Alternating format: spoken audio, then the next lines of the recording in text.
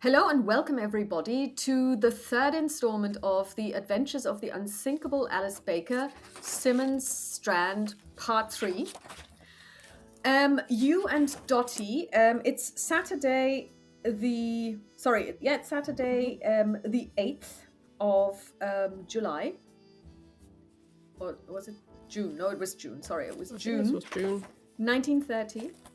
You are still in Simmon Strand. You have just been to the village, or the town as they like to call it, of Simmon Strand. You've done some investigation into the disappearance of Matthew Gregory. You've been to the library. You've also encountered a little boy, and you've had a vision. You have taken some hits because the vision became quite, a second vision became quite physical at one point, and you were covered in shards of glass. You have been given a tonic because the female of the human species tends to be hysterical. So the reason why you're seeing weird things is because you're hysterical. So it's basically a lot of alcohol in a very small bottle. And you've been driven back to your chalet by an employee of Giles Morton. And you arrive at the chalet, you get out, and as you get out, you see a police bike parked in front of the house of the Martin family.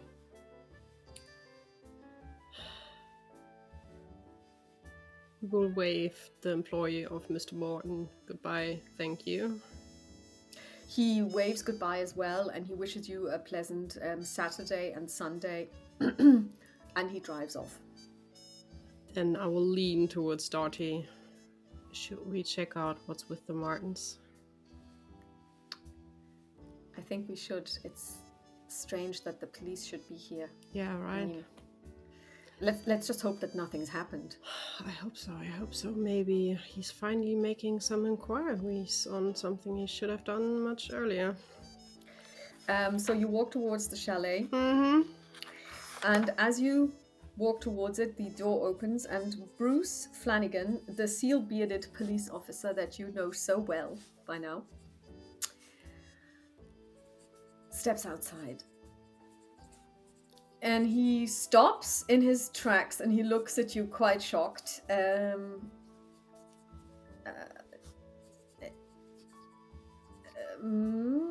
Ms. Baker was the name? Yes.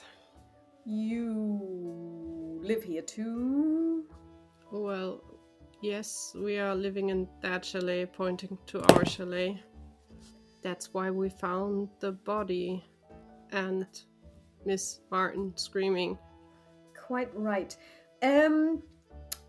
Would you mind opening your chalet and going and telling me what you see if you or when you open the door and look inside without going inside? Why? That's a quite peculiar request, officer. At this moment, Mr. Martin steps outside. He pushes the police officer to the side and says, "Man, this lady found a dead body this morning. I'm pretty sure she can look at this." And he says, "If you want to, you can look at the mess."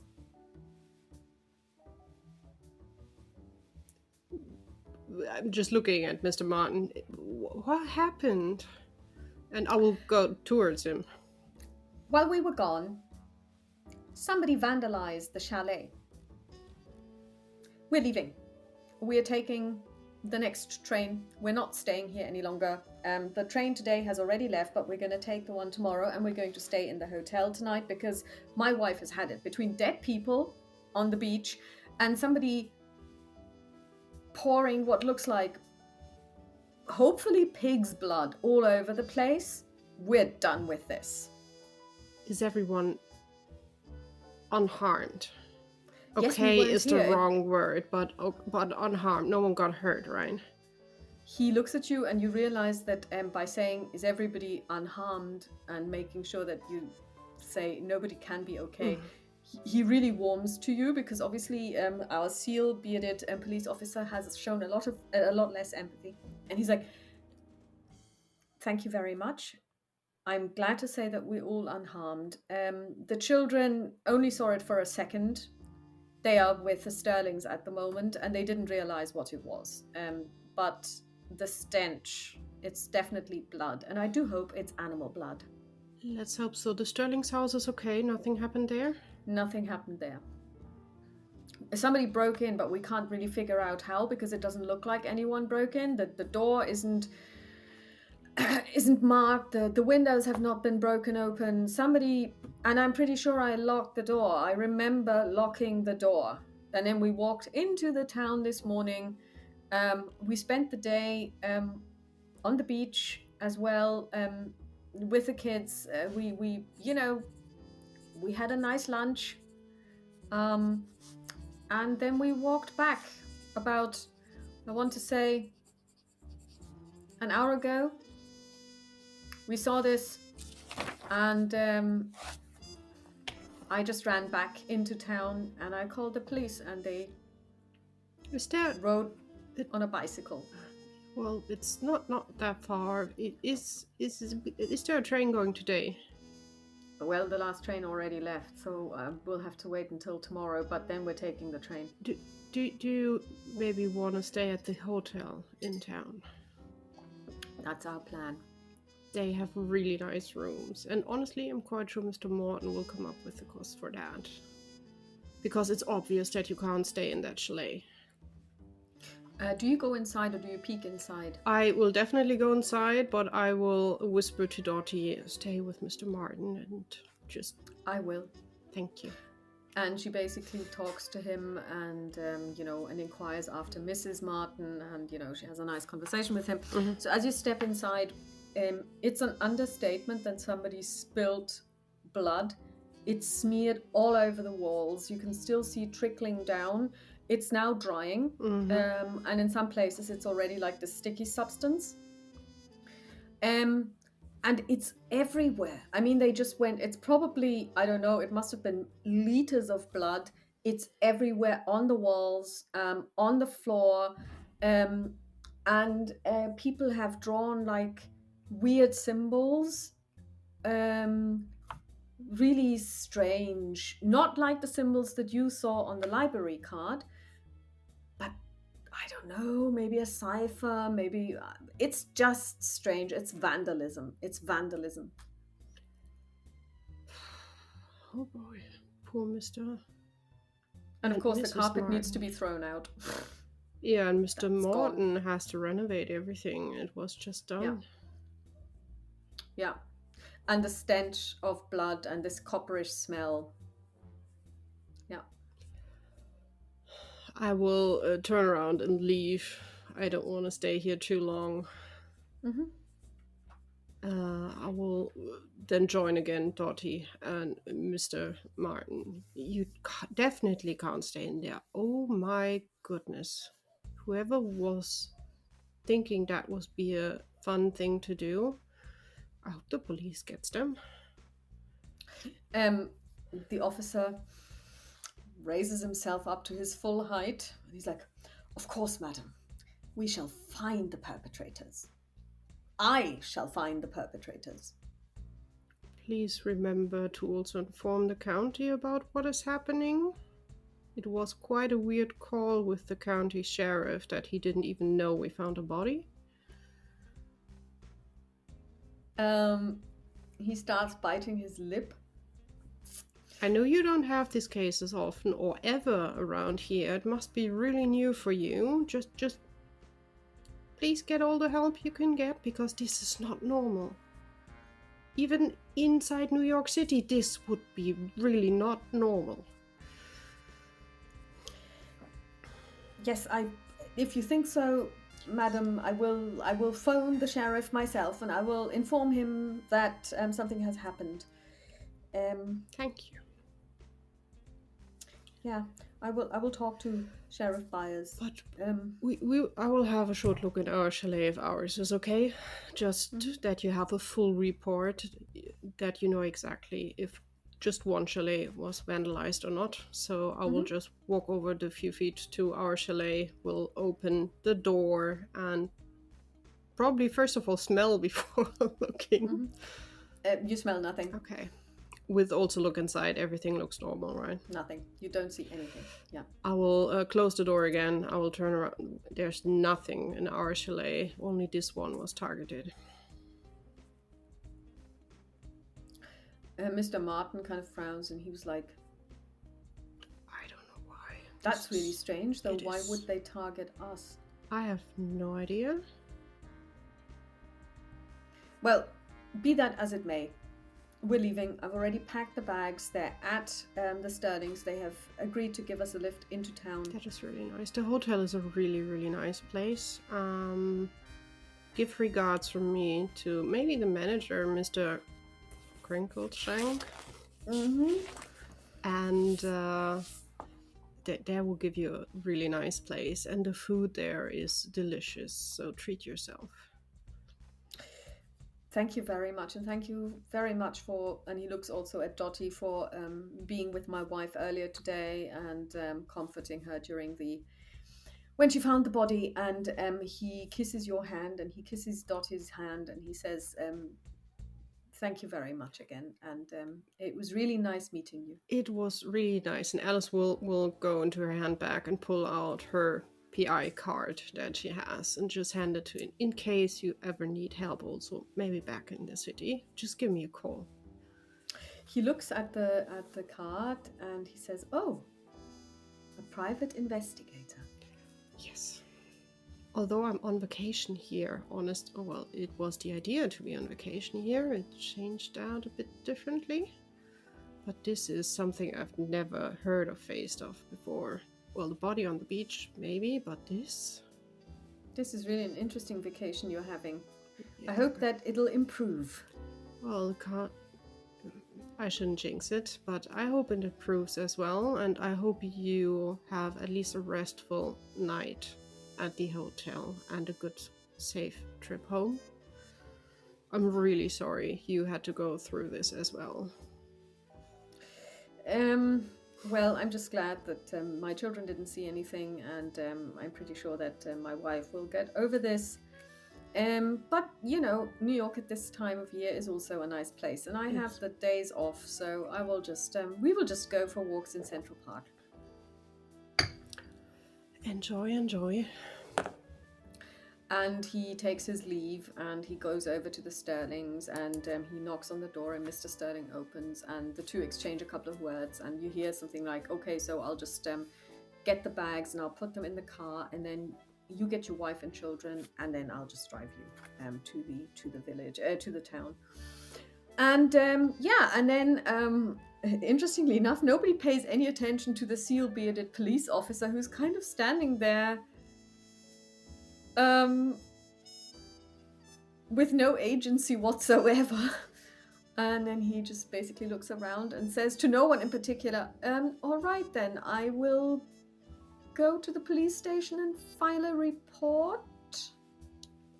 That sounds like a very good plan. And he gets onto his bike and cycles off. And then the Sterlings, well, at least Mr. Sterling and the Martin family. Mrs. Martin sees you standing outside. She also waves at you and wishes you a pleasant rest of your stay. And the children also wave. And then they just vanish in the car and drive off. Yeah, waving back. I guess let's get into our chalet. Bless the Sterlings for helping. That's not the honeymoon they wanted. No, I guess it's not. But just think of the Martins and, I mean, also us, because we still haven't found Matthew. Yeah. Why would someone cover the house of the Martins in blood? That's not a prank. It sounds like a message, get away from here. It also had some weird symbols smeared in the blood. Like the ones on the library card? No, they look different. Someone is not happy that the only thing that the Martins did here was they arrived and they found the body. Yeah, and even that was a coincidence. I mean, to make a decision to go bathing at 6 o'clock in the morning when you're on holiday. honestly, also during the day, maybe one of us could have found them because the body would have probably washed up to the shore. And if we would have gone to the beach later on, we could have been the first to find them. So the body was not like hidden, really. But it was also not staged for her to find it because No. somebody would have had to wait, to lay in wait, Yeah. to lie in wait for her to show up and then just direct her towards the body. But the way I understood it was she wanted an early morning because she wanted to go swimming while the kids were still asleep. But she didn't even mention this the evening before, so nobody could have known. Arguably, the only person who knew besides her was probably her husband, and he doesn't look like somebody who would stage a body for his wife to find. Goodness gracious, no. It's a lovely couple, and they would never do that. Something very off is happening here, as we already experienced as well. And then this boy. I can't make... And then the black people chasing him. The black clothed people chasing him. Yeah, those men in black, yeah.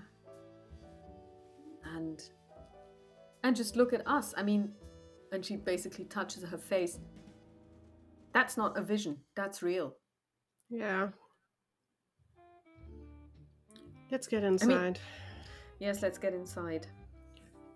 So we're going inside, lighting up the lights, closing or locking the door behind us. Yeah.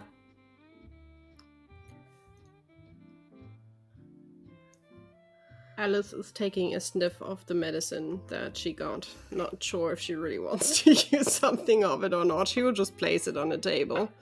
Basically, Dottie can decide if she wants to use it or not. Well, it is pretty much only pure alcohol with some infusion of some herb. We have nice alcohol here. We don't need to drink that. Yeah. So this will probably disinfect everything that it touches. In the face, no. Oh, well, it would actually help. I mean, it would. But it would. It would sting. It would burn. Yeah, it would. So Dottie looks around. She says, "Well, it's pretty much time to prepare dinner. Yeah. I got some nice food. You have a choice. It's all seafood, but still you have a choice. We can either have crabs and then the fish, or we can have the fish first and then the crabs. Crab cocktail, which would be cold, and then a hot fish, or I can actually poach the fish, then let it cool down and serve it with a little vinaigrette and some vegetables that I have, and we can have crab chowder. I leave it up to you." Chowder sounds honestly quite nice. If it's not too much work. If not, do the other option. Both sound delicious. No, I'm going to make both. It's just a question of what will be the entree and what will be the main dish. So we're going to go for the chowder with the main course, and then we're going to have the poached but then cooled down fish. Brilliant. Let's do that. And she gets to work in the kitchen. Since this is open plan, unlike your home where the kitchen has a door, she cannot shut you out. Yeah, I can watch her. And yeah, you can watch her. Yeah, and she's doing the Dottie thing. So she brought her apron. Bless her heart. I will probably quickly go up, change clothes into something a bit more cozy. Yeah. And we'll also have a quick look in the mirror at my face to see how deep the cuts are and if I really need to worry or not. The cuts are completely superficial. So it hasn't even really started to bleed. It's more like, when you have a scratch or something. Scratches, yeah. So it's completely different from what you might have thought it is. But and you know that it will just be able to cover this. Well, no, it would probably hurt if you were to apply makeup over it, depending on what kind of product you use. I don't know how aggressive they were in those days. Makeup products. Partly yes, partly probably, but a bit of powder would not really cover this up. You would still see it. So yeah, we will look like we are looking, and then she would grab the book that she got in the library about the history of the place. Yeah. and would sit down in probably the dining area, having an eye on Dottie, because at the moment she's skeptical of maybe someone will storm inside here and spread blood everywhere, or the boy out of nothing will show up. We don't know what is happening here. But she will go through the book and see if she can find anything that sounds a bit mystical, occult, any kind of saga stuff, whatever is not like the ordinary. Like this was the first building that was built here. These were the first people. Things like that is not that important, but she will try to see if she can find anything, because it looks like the same book that Matthew had us on his night table. It's the right? same. Yeah, it's the same Correct. title. Yeah. Okay, so you open the book. Yeah. And it is actually a comprehensive story of the town. Okay. And it starts out with the founder, Jeremiah Simmon. Jeremiah Simmon founded Simmon's Strand and named it after himself in 1632. And Jeremiah Simmon came from England to search for a place where he could follow his religion. And with a group of which you would probably call disciples, he founded Simmon Strand. And it turns out that he was a Puritan, but of the evil kind. So he essentially took the land from the Native Americans that lived here and killed them all. In the name of the Lord, obviously. Yeah. And he then founded Simmon Strand. And for about 100 years, it was pretty much a little bit of a religious commune, you know. Only the people who had first moved in with him, who had basically come over on that ship from Britain, lived here. And they didn't let anyone in. So they were basically farmers, and there was Sunday school, which he taught, and then his son taught, and then his grandson. But then more and more people actually moved in from Britain. So they arrived in New York, and a lot of them were Puritans like him, although of a lesser variety, as it were, so not as strict, and also kind of a little bit things had relaxed after the old man had died. And so today, interestingly enough, Giles Morton is a direct descendant from Jeremiah Simmon. In a direct male line, no less. That's quite important, apparently, because he's now he basically doesn't talk about it much, and there's a little bit of an interview with him. The author was obviously trying to promote Simmon Strand and its surroundings as a tourist destination. And he is pictured as this benefactor to the town who's bringing tourism in. And as you can see, this book is actually quite recent. It was released 2 years ago, so in 1928. Interestingly enough, Mr. Murphy isn't mentioned anywhere.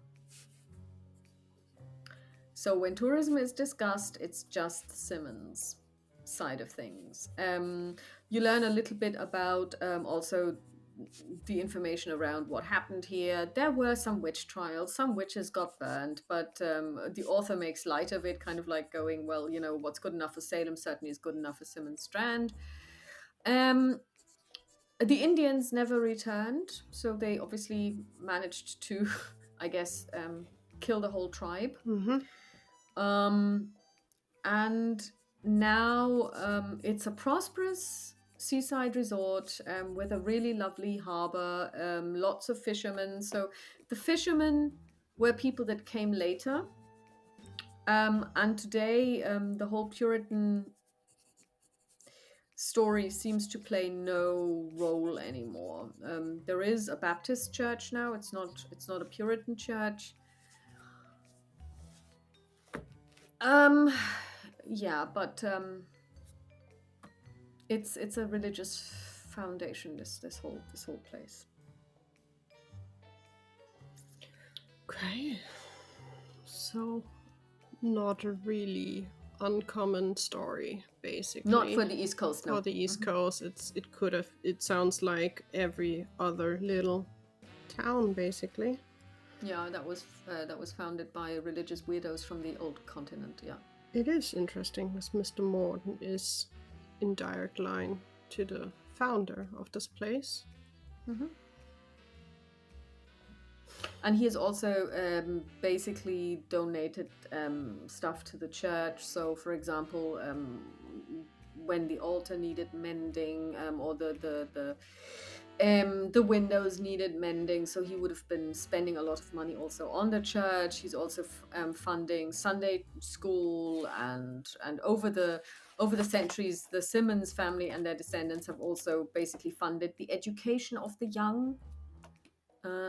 And actually, the school is free for children, so they don't have to pay. So everybody can go to school, and it's paid for directly by those people who have money are expected to contribute.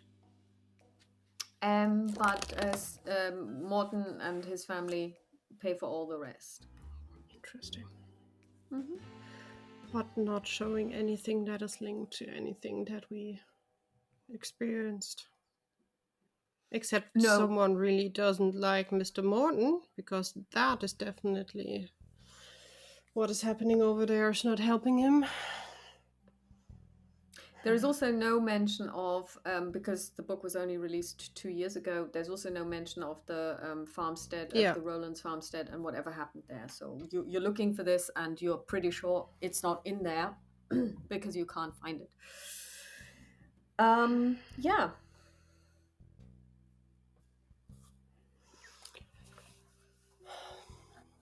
Alice will probably have a drink in hand and stare outside, try to make sense of all that has happened. So something is linked to the farm and to the family that helped the girl, because the boy that basically helped her and offered to help is dead. Yeah. That would be Carl Miller. He's dead, yeah. As you're looking outside, since you're looking towards the east, the sun is no longer there because it's now far away on the other side of the horizon. But it's of course still light out, so the sun doesn't go down until 9, half 9. And you can now smell the food that Dottie is preparing. She gutted the fish, took out the fish grates. She fish bones. She removed. Well, she has been. You've every so often heard a cracking sound. That's when she breaks open the shells. To get out the meat, to put it into the chowder. And you can also smell lemons, because she's obviously making a lemon type of sauce, vinaigrette. Then is that white wine? Yeah, it must be white wine.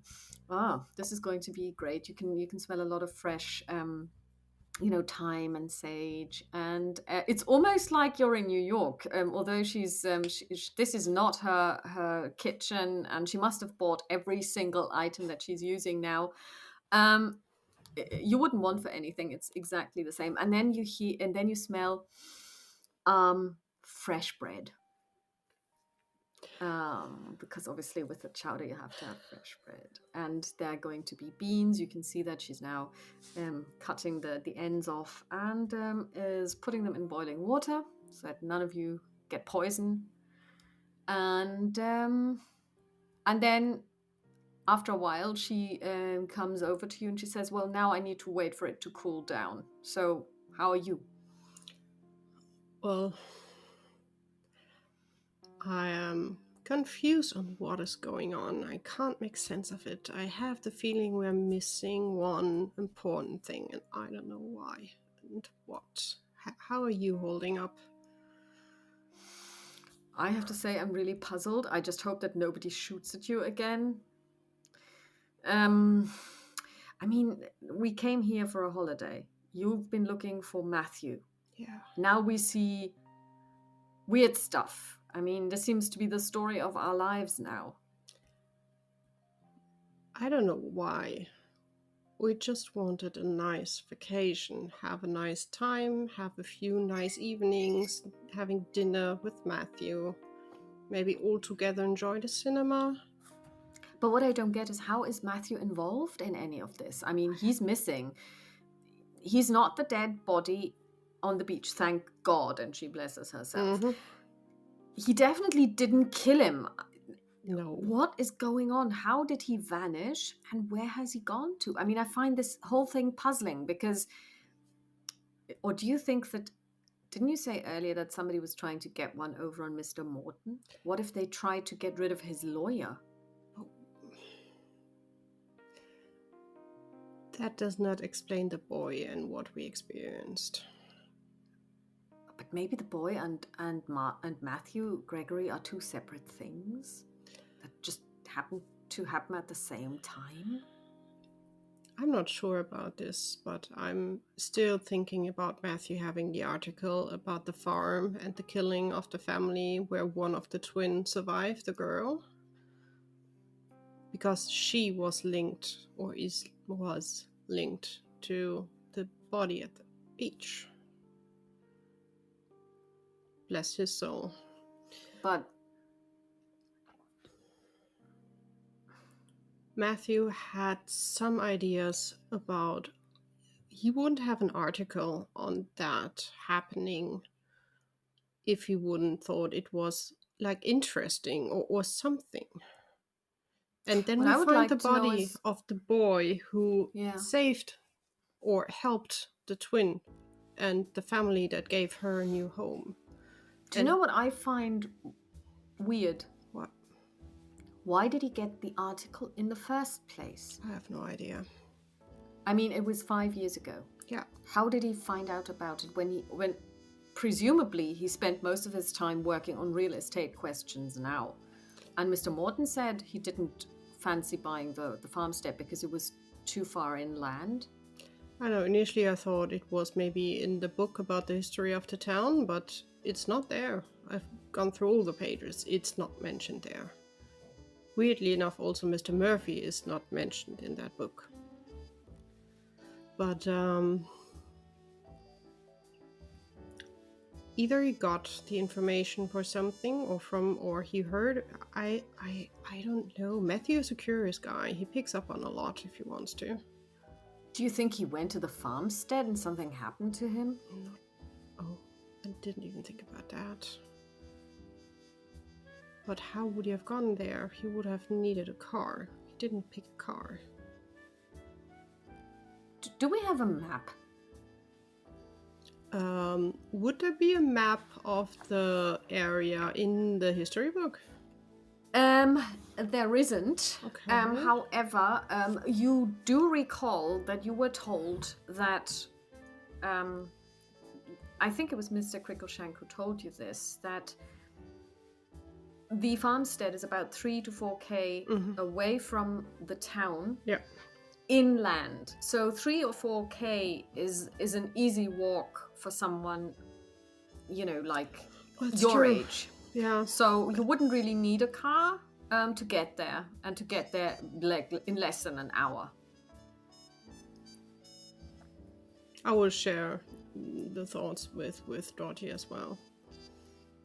Maybe he took a walk because he's stuck. He said he's enjoying his time when he is able to do some walks because the air is nice here and it's really pretty.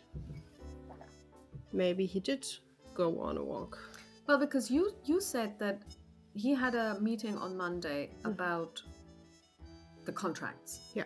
But you also said that when you looked at the contracts in his office, that they were all ready to go. Yeah. So he would have had some free time. So maybe he did go for a walk. Maybe I don't know, maybe this whole idea of him being stuck somewhere, maybe he fell and broke his leg and it's somewhere in the middle of nowhere because it's at the farm. Who knows? It's worth a try to check it out tomorrow. For now, it's too late. You can make an idea roll for me, please. Okay. With the character sheet.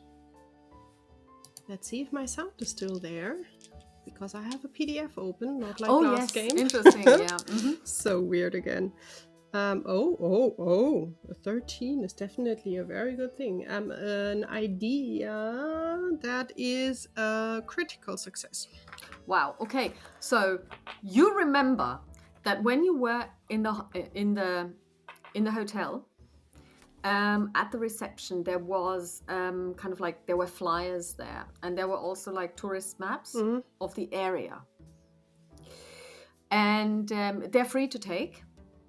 But you also recall that in a couple of the souvenir shops that you basically browsed, there were also maps of the area that they were selling. So if you wanted a map, you could go to different places and get one very easily. And you do know that the souvenir shops are open tomorrow because this is a seaside town and a lot of tourists come over the weekend if they're just day trippers, as it were. If not, also the hotel. I can check anyhow if we got messages and just grab one of the maps. So you would not find it difficult to find a map. I think, Dottie, tomorrow is the day where we get the car, because we have the key, and we get a map. Maybe at the hotel even. I can double check if we have messages, which I highly doubt, but you never know. And then we will go on a ride to check out the farm and see if we can find anything. I'm still in my mind trying to think about who is that boy that we are seeing. What if it's the twin that died? Then he would be a ghost. Well, it's obviously not a real human. Can we just not see ghosts anymore? We will have to ask your friend Sinead when she arrives on Monday about that. She sees ghosts all the time. Yeah, maybe she that's her job basically. But maybe she knows a way how we can stop this, because honestly, I like being a PI, but I like to hunt real things that I can explain. I mean, our problem is that although we're not the seventh daughter of a seventh daughter, we keep seeing supernatural things, whereas for Sinead, none of her sisters do. Is it like you see them once and then you always see them because you now have a weird sixth sense? Well, maybe it was the thing. Maybe it was that we went through that mirror, because what she said was that the mirror is the gate to the other world, and if this is the case, then we've been in there. So maybe this is it. Let's hope not. Great, then we're infected. This is what I always wanted. How am I going to explain this to my mother? You don't, because your mother will not understand. No, and she'll probably tell me that I can't work for you anymore because you're a bad influence. I mean, she keeps telling me that anyway, but... Well, I'm supporting you doing things that she probably is not approving. Speaking of mothers, we're going to get a card for your mother tomorrow. You did promise you were going to write her.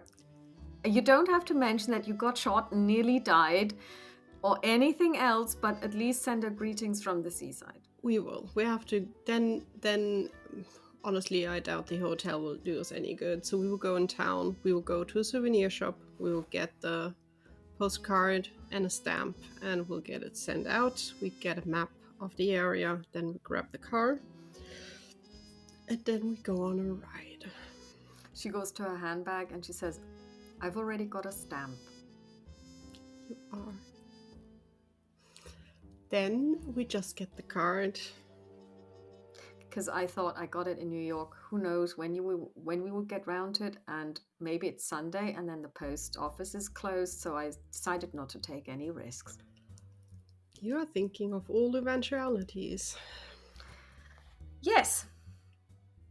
But in a way, that's also because why you hired me. And that is why I love to have you by my side, because this is making life so much better, because I would not think of things like that. I don't know. You've just had something to drink. I was thinking white wine with the fish. Sounds good. Good. So she goes over and uncorks a bottle, and she lets it breathe, as it were. And then she says, "Well, I would say," and she looks at the clock. There's a clock in the, and it's now. You look at it. It's now around about 6, half 6, half Mm-hmm. 6. It's half 6. Well, I think it's going to take me about another 30 minutes to finish the dishes that I'm going to serve tonight. And then we could have dinner, I'm sorry, at maybe 7:15. Sounds lovely. Question is, do we want to sit outside or do we want to sit inside? Why don't you go outside and check the air while I look after my fish, and then you make a decision. I'm fine either way. Okay. Alice will open like, well, it's not a balcony, but like the terrace door or just a door outside, and we'll just, well, I guess the air is lovely and it's a beautiful evening, It as is. it has been every day. And she will set up a table and 2 chairs here outside. I could imagine that they have a small seating area also outside because it's quite Yeah. pretty. It's a deck. Yeah, then she would just make sure that there's also from inside grabbing like a candle and a candle holder, and also basically taking the cutlery and everything over and the glasses and preparing everything. And laying the table. Yeah. Okay. Yeah. So what she's doing now is she's basically cutting up the fish really fine so that it's, and you can see her pour the vinaigrette, and you can smell the bread, and you can smell the chowdering away on the stove. And then she says, okay, the entree is ready, and she has 2 plates, and on each of them is finely sliced whitefish, which she tells you is sole. And she takes it outside, and you sit down, and she offers bread with it. And she says, with the chowder, we will have bread as well, and green beans. And then she pours some wine. Very, very little for herself. Very little indeed. And then there's also lemonade, of course, as there should be. And then she says, well, enjoy your meal. Oh, thank you so much. It already smells amazing. And then we probably make a little cheer, clink with the glasses, and then we enjoy the fish. And it does taste really good. Yeah, you can see that she put in, and you can actually taste that she put in juniper, so into the vinaigrette, and then she removed it just before it was served. And it is a really, really good, and it's fresh fish, so it's very difficult to make that go off and make it taste terrible. But of course, if you have an experienced cook, it just tastes exquisitely. And then she, once you finished and you really take your time, you can admire the view, and it's it's lovely. And she also looks at the sea, and she says, well, I do love New York, but this is a nice change of scenery. It is. If all the rest would not be happening, I would be like, we can go here at least once a year because it's really beautiful. Well, I do hope the next time we go on a holiday, we don't encounter dead people and friends don't go missing. Let's hope so. And then once you're finished, she walks inside and she comes back with the chowder. The chowder in a pot, and like soup bowls, and the green beans. And it is again super lovely. And so you spend, I would say it probably takes you around 2 hours to finish the meal, because she also has dessert. Very good. Yeah, it's some iced yogurt with fresh fruit in it. So it was probably in the freezer all day, in the icebox all day. So it's now a little bit crispy when you chew on it.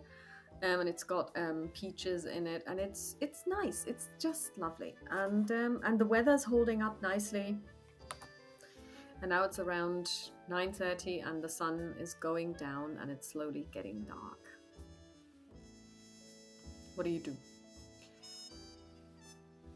I think Alice would sit outside after dinner, would be like maybe a small aperitif before we go to bed. Sure. You have whatever you wanted and brought from New York. I believe you brought some alcohol. Yeah, You didn't know what you were going to be able to purchase here. She will go back to the whiskey that she drank initially, basically. Also, she didn't drink too much wine, so she's not like, okay, I will just drown everything. So she will go up, will probably tell Dottie to stay put, and she would carry the plates and everything inside. And she would grab 2 glasses of whiskey, not much, just a little bit. Yeah, and so you have some whiskey, and you give her. You know that she doesn't really drink, so you only give her a very little bit, and she's actually quite content with just a mouthful, and then she just drinks this really slowly. And I would smoke in peace and quiet in parallel, just trying to enjoy the view. She looks at you and she says, "I'm not sure if I want to take that tonic." Honestly, I would rather drink a glass of the whiskey or the brandy, and I guess it would have the same effect. Yeah, let's not. I mean, because I don't feel that we're not being hysterical. These things really happen. Yeah. It's just that other people couldn't see them, although they should have been able to see our faces. But I think that whatever. I mean, that guy, that doctor. I mean, he was out of his depth. I just got the medicine, at least that the people in the town, they are talking. If you wouldn't have picked that up, who knows what they would have thought. So at least now they think, well, they are trying to get themselves together. And tomorrow we can say the medicine helped. We're feeling so much better. I bought a newspaper. Ooh. I bought the New York Times, and guess what? What? Remember old Mrs. Frampton? Yeah. Who died? Yeah.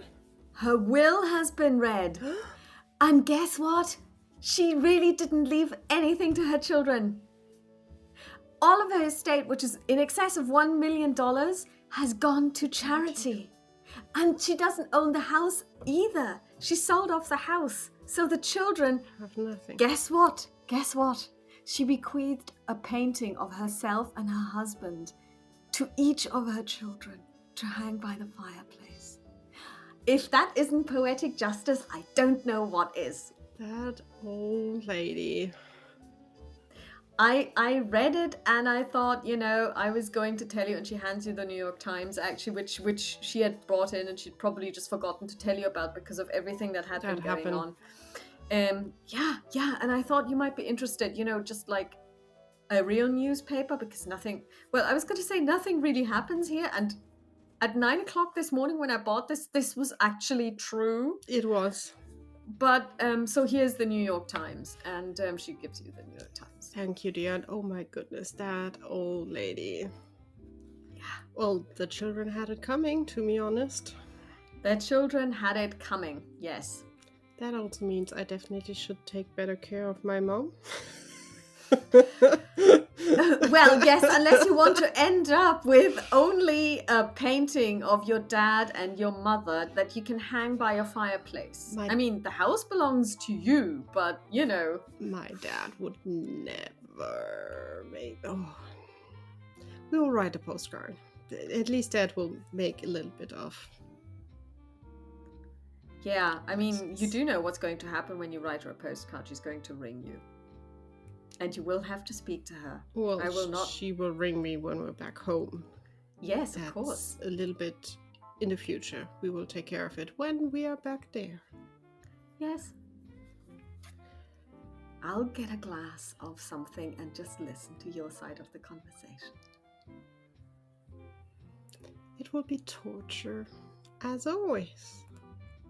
Yes, it will be torture as always. I mean, actually, don't be that way. I've met your mother. She really just has your best interest at heart. And if you got married, I think the story would be very different.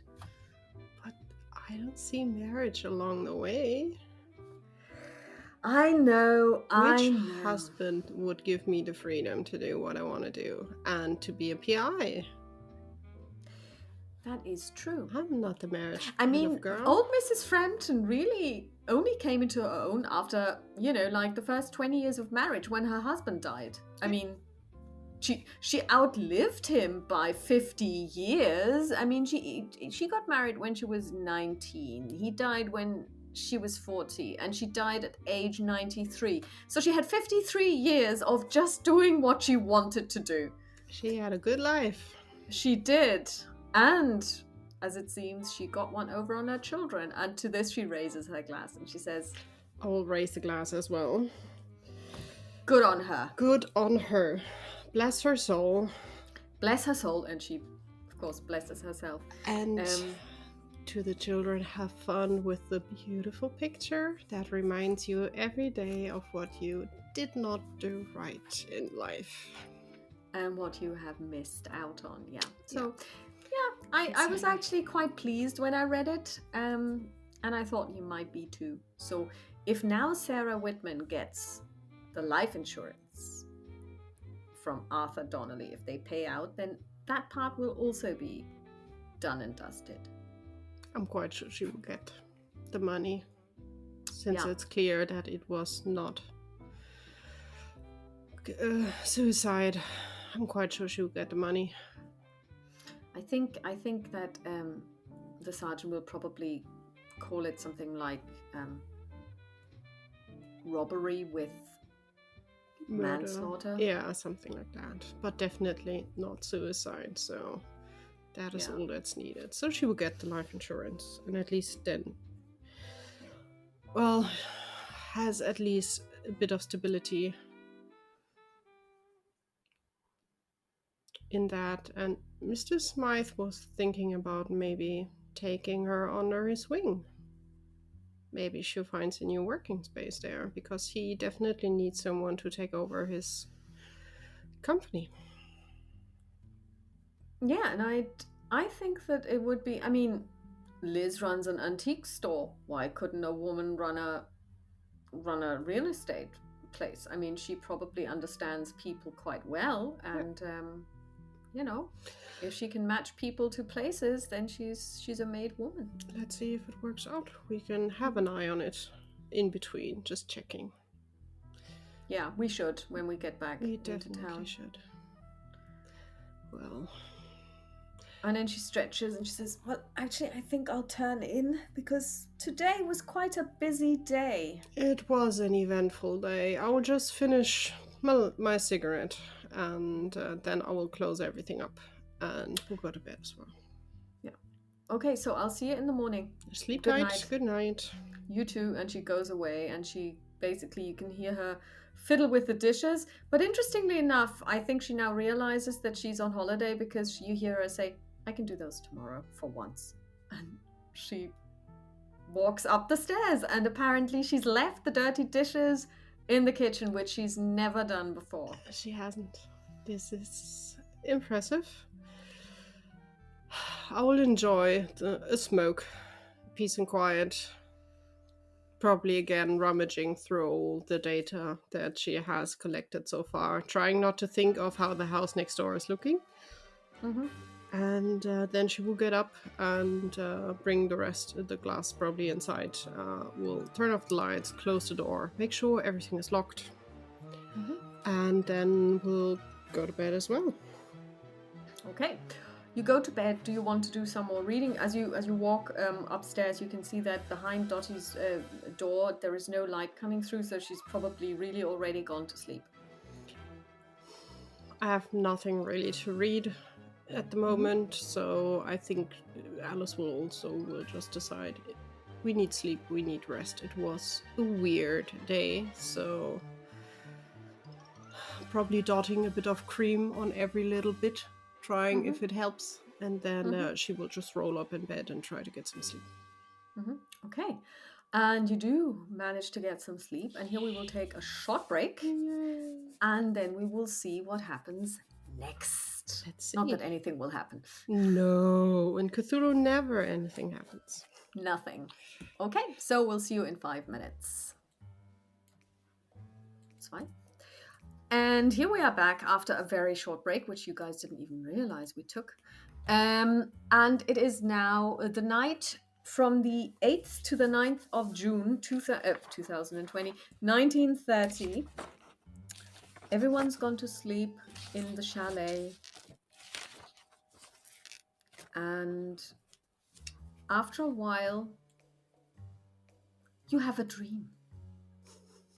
You start dreaming. Great. You open your eyes, and warm sunlight is shining down on you. It caresses your skin. There is a very light breeze that tickles your nose ever so slightly. You feel invigorated by the weather. You feel your whole body. It is loose, it's relaxed, it's calm. Everything is exactly how it should be. Everything is exactly right. You don't have a care in the world. It's not too hot, it's not too cold. You feel light as a feather. You're strong.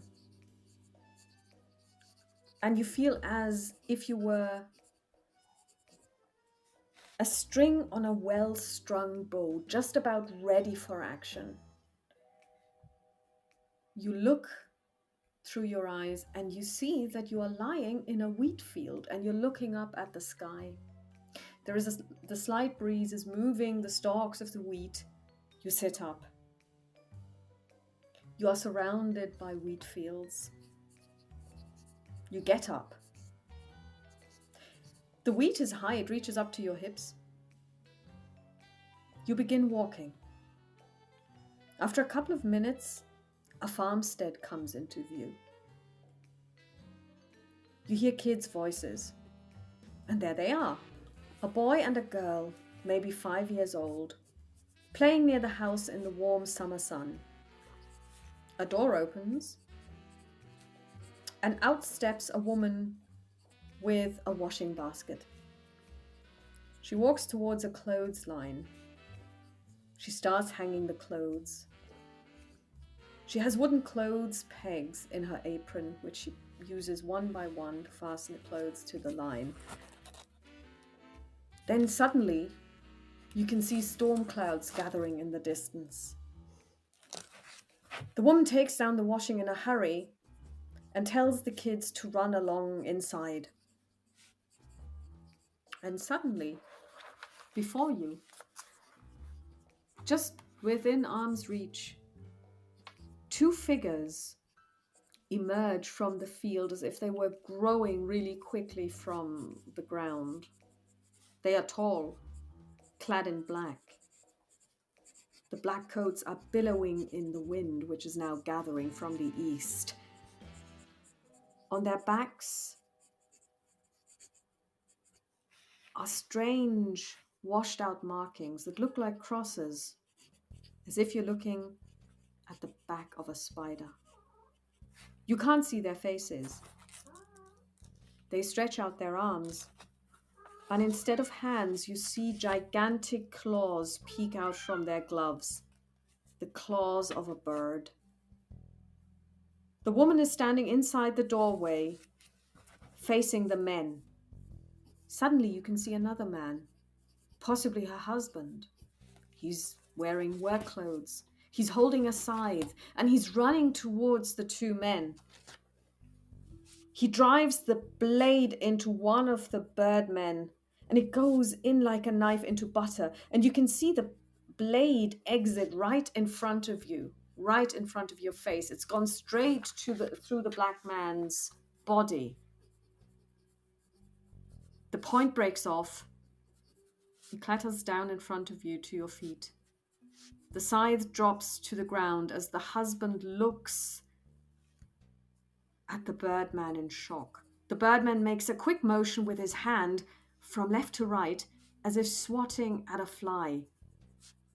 You see how the throat of the man opens and blood spills forth. He clutches his throat. He falls down to the ground. Meanwhile, the second birdman has reached the woman with uncanny speed. He reaches forward and her throat opens up, blood spills forth and onto the threshold and washes through her feet, like red blossoms opening up in snow. She too falls to the ground without a sound. You can hear children crying from inside the house. As you run towards it, you feel the ground shaking. You enter. You see the two men. They're pulling the boy from a wardrobe. They gesture for him to kneel down. When the boy refuses, one of them just strikes him across the face. Blood trickles from the boy's nose, and a long, slow drop drips onto the wooden floor. The ground stops shaking. The birdmen kneel, and they start chanting.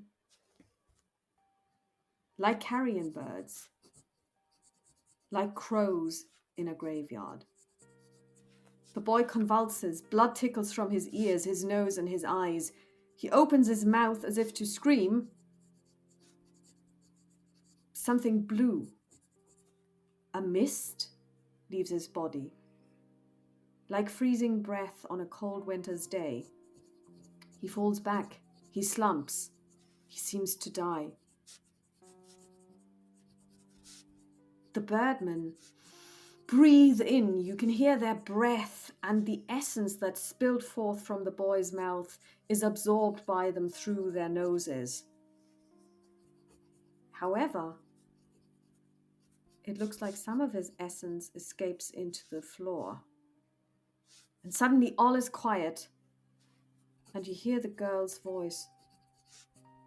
Albert? Suddenly, the earth shakes so violently that the girl that is running towards the door is almost losing her balance.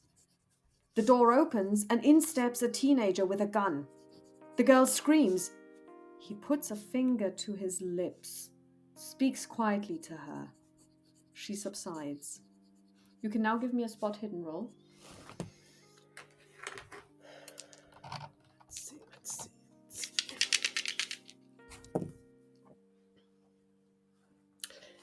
That is a hard success. The boy looks a lot like the sailor whose body you found this morning. Okay. A younger version of that sailor, but the face is the same.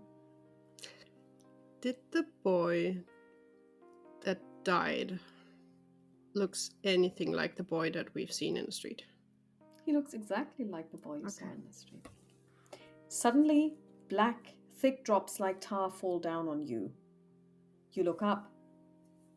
The ceiling opens and you are swept away by a sea of black liquid. A crushing wave. And you wake up. You're bathed in sweat. You're out of breath. Mm-hmm. What do? You're in darkness, obviously. First of all, I will just feel if I'm really in bed. Mm-hmm. Yes, it does feel like your bed. And then I will turn on the nightlight or nightstand light. Mm-hmm. Yeah. You turn on the light and it's the room that you went to sleep in. You hear a scream. From where does the scream come? From downstairs, and then you hear a noise as if somebody broke some glass. I will grab my revolver from my handbag and run down, not even putting over morning coat or anything, just like really going downstairs. Give me a spot hidden.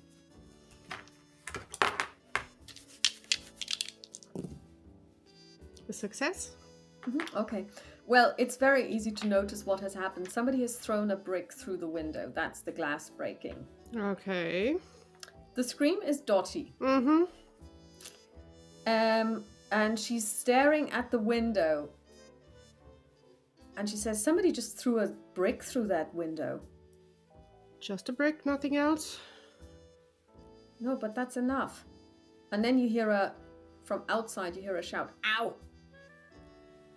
And then you hear footsteps running away. Stay here. She will unlock the door and will try to follow. Mm-hmm. The weather has changed. It's driving rain now. You're soaked within a minute. She's fine with that. She's also barefoot, just running outside. Yeah. Okay, so now you have to give me a spot hidden. It has to be at least a hard success because it's really difficult to see. Let's see. No, that's just a success. Okay. And not enough luck to get the points. You can't see anything because it is actually pitch black. The whole sky is full of dark clouds, so the light doesn't come through. So no starlight, no moonlight, and it's driving rain. But you can hear a car drive away, and the car comes towards you. You notice that its lights are off. It drives past you, and you can tell it's a red truck. I think and it's driving like hell. They are driving very fast. She still has the gun in her hand. She will try to shoot the truck. As soon as she gets a blink of it, she will just basically... Okay, so you can shoot at the truck, and I'll give you a bonus die for this, because the truck is big. And you're standing... Although it's moving and it's moving fast, it's still a huge target. Then let's see. I never used a revolver or the CoC before, so let's see. She's quite good in that. She is very good in that. That is an extreme success. I rolled a 10, and that's exactly the value I need for extreme success. That is absolutely brilliant. Okay, you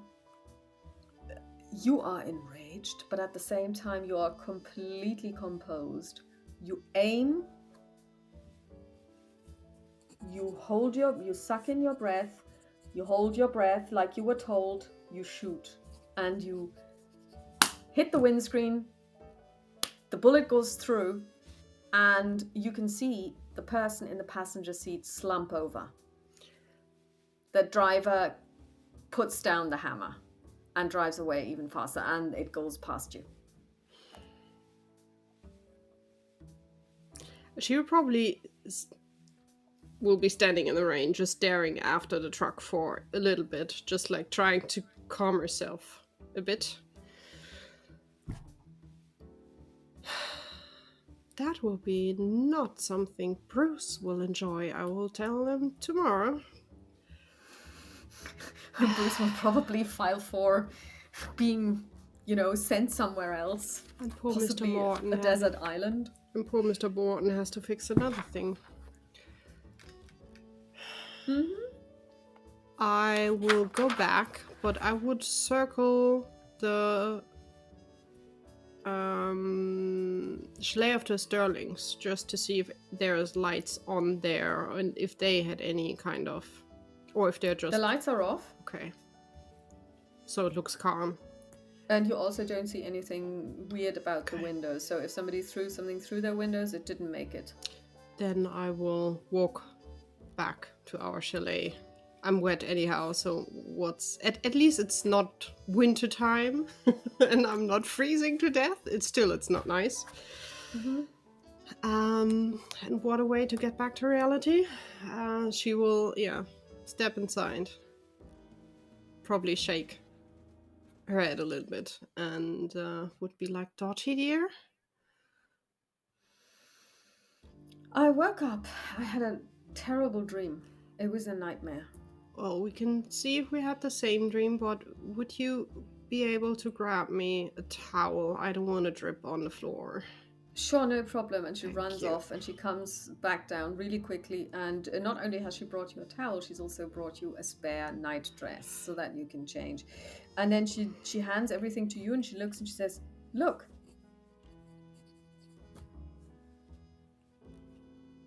Somebody wrapped a note around the brick. Then let's have a look at it. So while you're toweling yourself off, she basically takes the brick and she removes, it's just a crumpled paper which somebody has put around it and used kind of like a little, like, I don't know, some kind of tiny string. Mm-hmm. And she takes it off and very gently, and she folds it open and she says, well, this is weird. It says, leave this house, leave town, or else there will be more deaths. You're next. Leave and forget what you have seen. And the signature is MY. Again, MY. Like on the splinters in that Yes. sailor.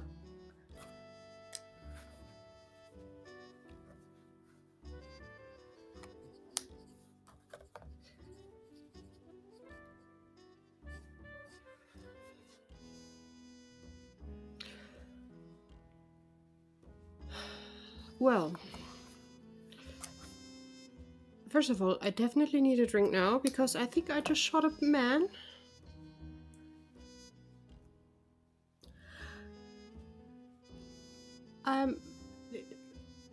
Well, there was someone outside.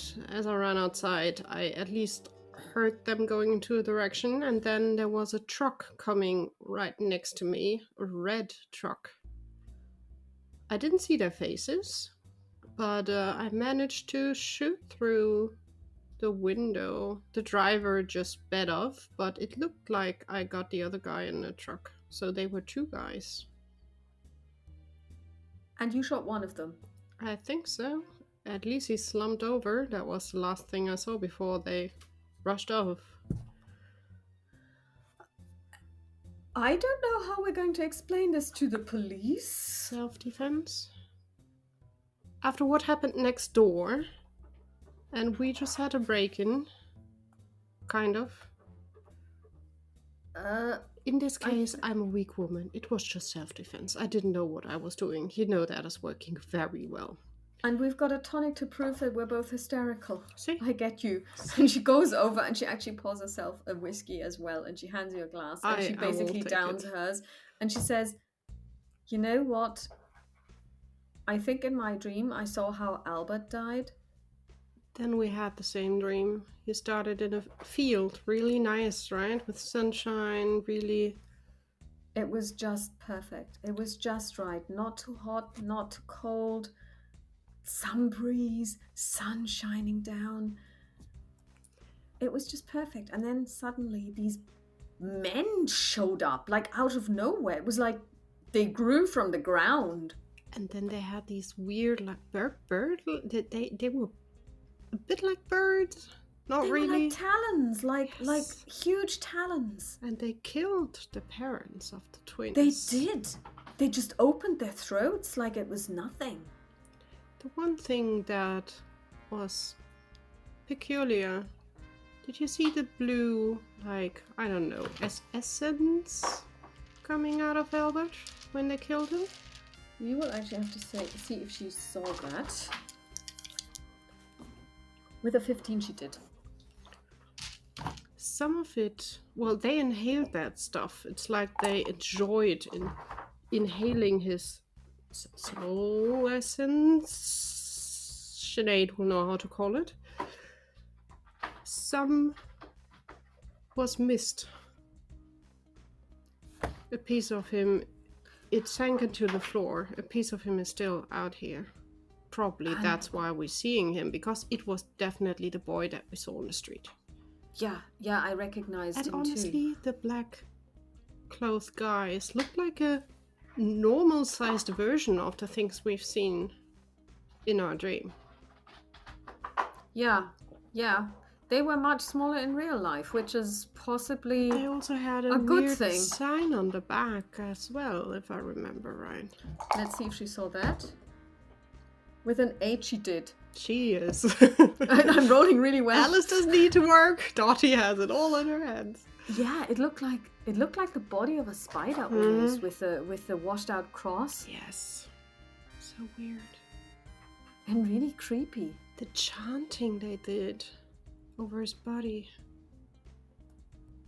It kind of reminded me of church, but not in a good way. The chanting, you know. Yeah. Initially, I would have said maybe there were Native Americans here before, but that didn't How do you sound know? native. That's in the history book. All Oh, I right, didn't tell okay. you, Mr. Simmons, who initially came here from England, just killed off the Native American clan that lived here, Well, and he's not the only one. no, he's not. Sadly, that's a quite repetitive story, and he started the settlement with a lot of Puritans. They were quite strict about any regulations. They stayed on their own for quite a while That until explains why there isn't a Catholic church in town. I checked. more and more people came here. The fun thing, Mr. Morton is a direct descendant of Mr. Simmons himself that created this place. Oh, stop, really? So it might be that we are just in the line of fire because we are also staying in a place that belongs to Mr. Morton. But why would somebody want to hurt Mr. Morton? I don't know. Someone didn't like what Mr. Simmons did initially. I have no idea. There's so much weirdness happening. The only thing I know, the red truck and the two people were real. And tomorrow morning we will tell the nice police officer, and then we will call the sheriff and tell him as well, because I'm quite sure the police officer will not tell the sheriff. And then we will have to talk to Mr. Morton. Right. On a Sunday. Well, he needs to fix the window. Yes. And I want to see if he has any idea who M.Y. could be. Because I don't know who it should be. I don't know either. I don't know. We haven't met anyone with the initials MY, No, have we haven't. I mean, Matthew starts with an M, but his last name is Gregory. Yeah, and we have a lot of people that start or that have an M in their last name, but not in their first name. The Y at the end is really weird, so I'm really curious if they have any idea who that could be. That is really strange. Yes. Also, maybe. Well, the thing is, the police guy should know a lot of people around here. I'm just not sure if he will give us any clue. I'm also not sure if I want to give him the note that we got with the brick. Well, we don't have to. We can just say somebody threw a brick and there's evidence. We've got the brick and somebody broke the window. Yeah.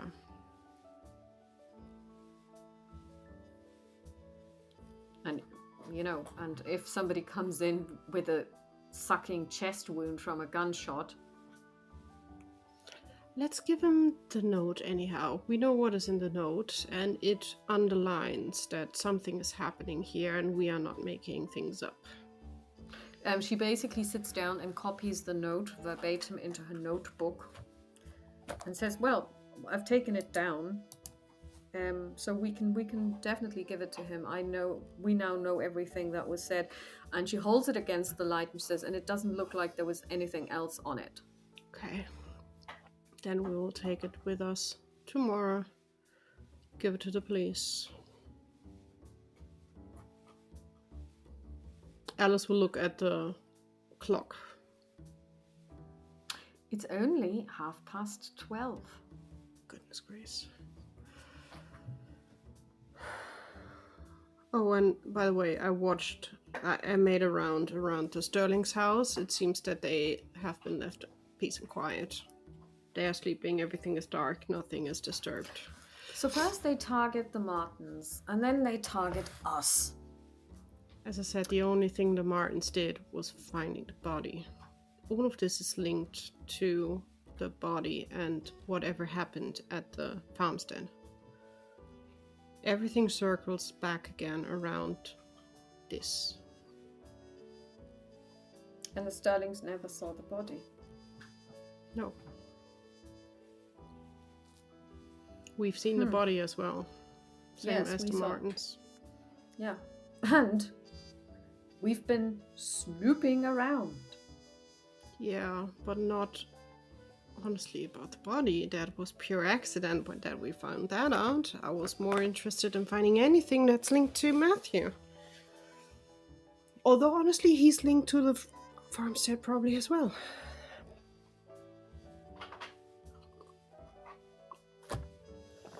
Isn't that great?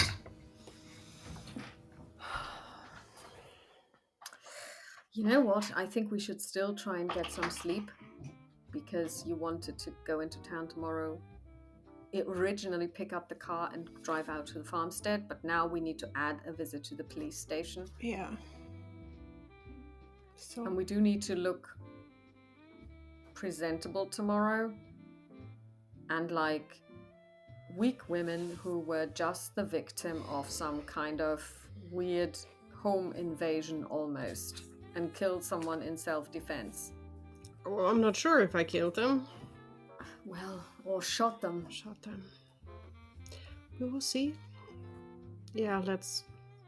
I can already imagine what Officer Bruce will have to say to this.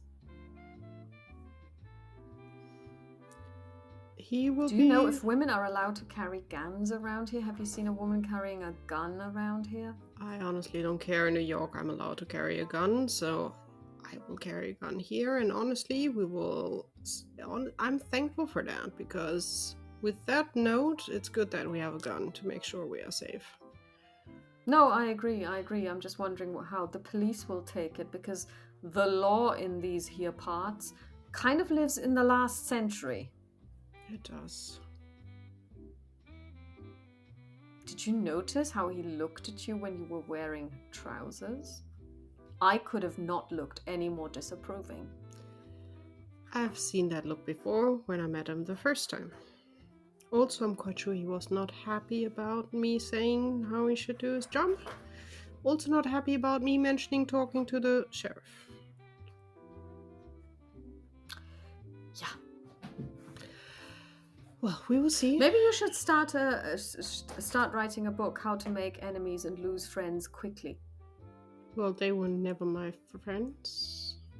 And I really hope that the one friend that we are missing, we will find on at least one piece.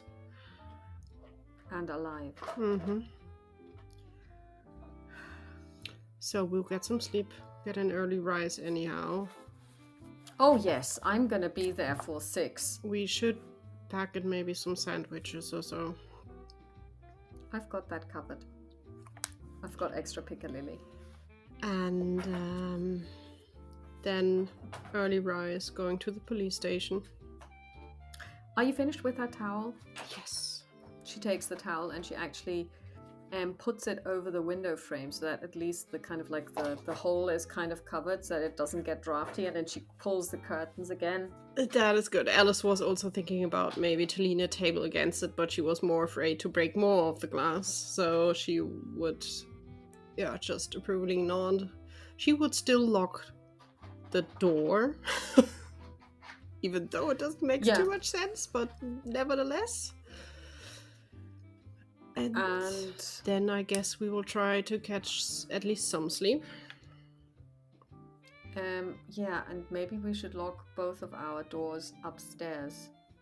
It might keep somebody from entering just really quickly. It might slow them down for a couple of seconds. Yeah, if someone tries to break in, please scream loudly. Yes, and then you can come running with your gun and kill them. Or shoot at them at least. I could also use my cane and stab them. That's not a problem either. I'm pretty sure that they don't expect you to be so well prepared. Whoever they were, probably didn't expect to be shot at. Quite sure not. Honestly, I'm quite surprised how well I shot in the rain on a moving target, but... well, training... The Lord was clearly with you. Maybe also the training is helping that I'm doing from time to time. We will never know. You always argue against divine intervention, madam. I'm not sure the Lord is really supporting my ways. Yeah, Hmm? I'm afraid you might have a point there. Let's get some sleep, but lock the door. That's definitely a good idea. And I will see you in the morning. I'll see you in the morning. I will actually wake you up. I'll be there before you because I will have breakfast ready when I wake you. And you go to bed. She goes to bed. You can hear her lock the door. I will lock the door as well. And then you hear a scraping sound. It could be that she's actually just pushed one of the chairs against the door. Just to be on the safe side. I am so proud of her because I will do exactly the same. I will also put the walking cane that has the dagger inside, or the sword dagger thing inside, right next to me, and put the pistol right next to that. I will double check if it's well loaded again, if everything is still working, because it got wet. I will try it off. And probably go to sleep with the hand on my cane, I'm quite sure. Okay. And you do manage to go to sleep. It's probably also a mixture of exhaustion. I mean, yes, there was a lot of adrenaline going, but it's now completely left your body, and you know how you feel after you've had a lot of excitement and it just rushes out of your body and you just collapse literally on your bed. You do what you wanted. You have the cane by your side, but you do go to sleep immediately. And the next thing you know is... Yeah. I would say rise and shine, but maybe that's inappropriate, but breakfast is ready. Thank you, Dottie. I will be down in a minute. Maybe 2, maybe 3. The coffee's extra strong. Make it 2. And you can hear her steps walking down the staircase. I will stretch. I will surprisingly quickly, for my usual self, get out of bed, make myself ready, at least some cleaning, brushing teeth, getting myself just at least cleaned up, just jumping into some comfy clothes, again, pants, because we're going out to the countryside. Practical clothing. Practical clothing indeed. But this time she would put on a bit more like probably boot-like, not the nice easy shoes that she usually has. She wants something sturdy, so more like boots. And then she will go down, handbag already packed with the gun inside, her walking cane, the stabby one, and she will join Dottie for breakfast. As you go down, you arrive in the kitchen. So she's basically laid the table in the dining area. She's not using the one outside. And you can see that the table is ready. There is food there. There is your coffee, and it's steaming from the mug. She's just after finishing doing the dishes, and she's just letting them dry. And then she sits down and she pours herself some coffee as well. And she says, yeah, today is a coffee day. And she eats. And as you know, she believes that breakfast is the most important meal of the day, but she's making it extra special because she is putting away a couple of sausages, bacon rashers, and eggs. She's making the only thing, and she has tomatoes. The only thing that's missing is baked beans. Otherwise, this would be a full Irish. And she's getting a second and a third helping. She is eating so much. She is really hungry. The thing is, even Alice is probably eating a proper breakfast because A, she's hungry, and B, she knows it will be another very long day, as it seems to be in this place. And you can see that now that she's finished, Dottie starts making sandwiches. And they are, there's cheddar and ploughman's pickle on some of them because that's what she likes. She puts what you like on the other ones. And she's also preparing a flask, the flask that you brought on the train, and she's filling this with hot coffee and putting some milk on it, milk in it, so that it's kind of, and then she shakes it a little after she closes it. Oh, God. Well, other people have blood on their walls. You have coffee. We have the better, definitely the better smelling, looking choice. And then she puts it all in a hamper and she says, "Well, I'm good to go." Well, give me just a second. Alice will pull out a little flask out of her handbag and fill it up with whiskey. Of course. Just in case. She doesn't even flinch. And then she grabs probably the note, because I could imagine it's still lying around the kitchen counter on Well, the table. she has actually flattened it underneath a book. And you can take it. Yeah. I will take it, and then let's have a walk. I'm not sure I want to disturb the Sterlings for driving us. No, I think it's going to be okay to just walk into town. But It's a lovely morning again, and you can see that there is light streaming in, and it's sunny, and the sun is coming up, and it's... But this time, let's take the direct walk down the street, not around the beach. That takes longer. And we will step out. We will still lock the door, which still makes no sense, but at least someone who's at the front door is not invited easily.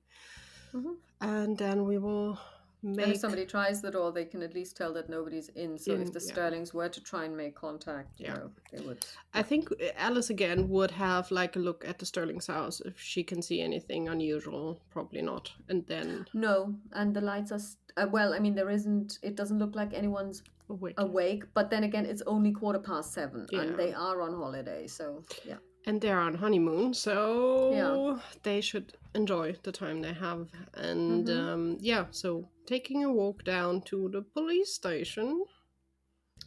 Okay.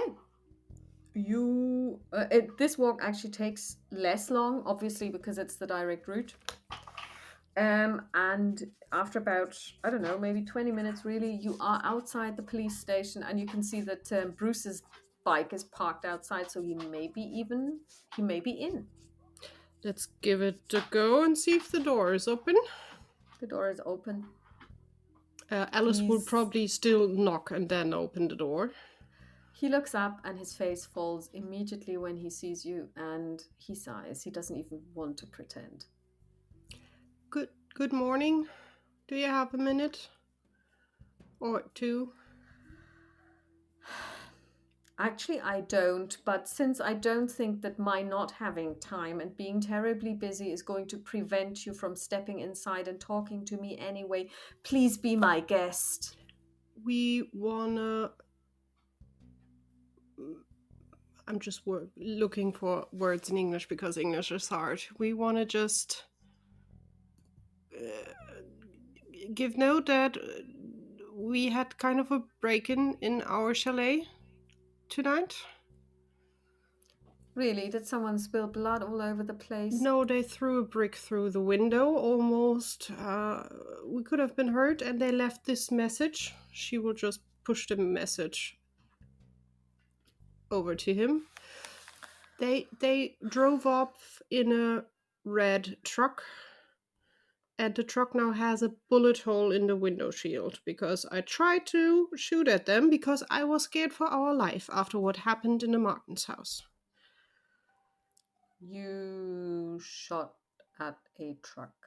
Yes, because they were fleeing the scene. You have a gun? As every woman in New York has, to self-defense herself. And you managed to hit the truck? Yes. I definitely got the windshield. It should have a hole now. I don't know how many red trucks are around here, probably a lot. Well, Miss Baker... So many trucks shouldn't be here. I am really sorry that somebody sent you a brick message through the window asking you to get lost. However, I am terribly busy because I have another investigation that's happening at the moment that I really have to take care of. I will look into this when I have the time, when my other investigation is complete. I will get back to you and let you know.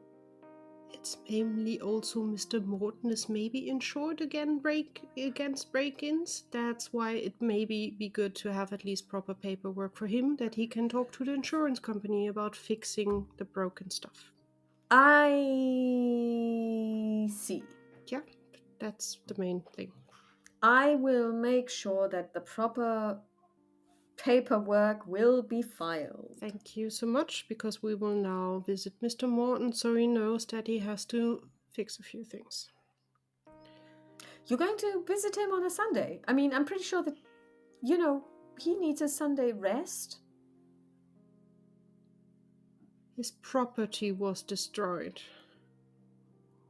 Well, I didn't even tell him about the Martins chalet because it's the weekend, the man needs his rest. He is, he's very busy. I'm quite sure Mr. Morton wants to know this. But that is something between Mr. Morton and I. I have also other business I need to clarify with him. So, thank you for the note. At this moment, the phone rings. He answers the phone. Yes. Oh, yes, Sheriff. Yes. No news. The girl is still missing. Still missing, yes. Well, of course I've made investigations. I've been doing this, all morning. Well, I started at 7. Why? It was raining last night. Do you really expect me to walk around in the rain looking for this girl? She's probably just, I don't know where girls go these days. She's probably got a boyfriend or something. Well, she's been missing for less than a day and a night. Yes, I know, the parents are distraught. Yes, it's terrible, but what do you want me to do? Do you want me to run around in the rain?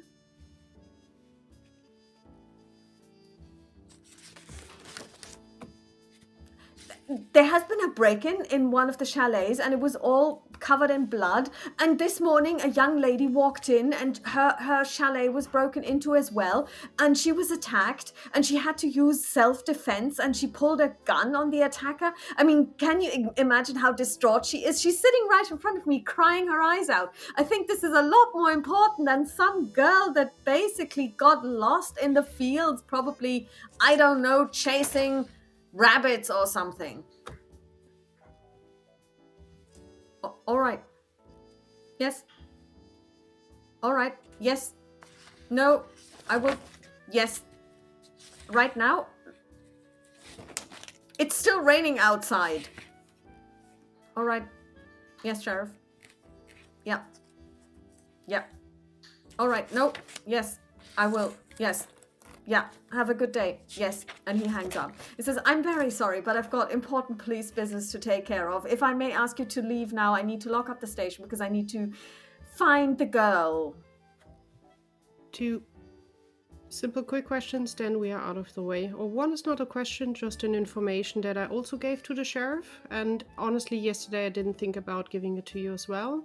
The body you found at the beach where we basically had initially the contact on is the miller's boy, just in case you are not sure about it.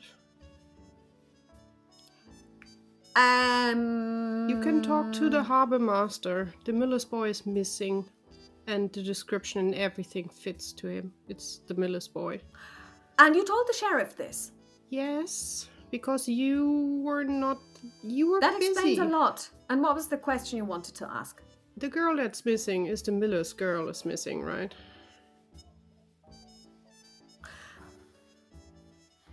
This is classified information that only the perpetrator and myself know. Okay, understood. Professional business. So did you take the girl? No. How do you know then? Because everything seems to circle around the girl and what happened to her in the past. Which is well, a I have to horrible say, isn't fate. it just curious that you arrive on the Friday, then on the Saturday you find Brian Miller dead, and on the same afternoon, while you are in town, his little sister gets kidnapped? Isn't that a bit weird, Miss Baker? Well, we did not find the body. Mrs. Martin did. Oh, that's just details. You were there. And wouldn't Secondly, it make more sense if you were the killer to not find it yourself, but to stage it so that somebody else finds it instead, and you then show up? ask around in town.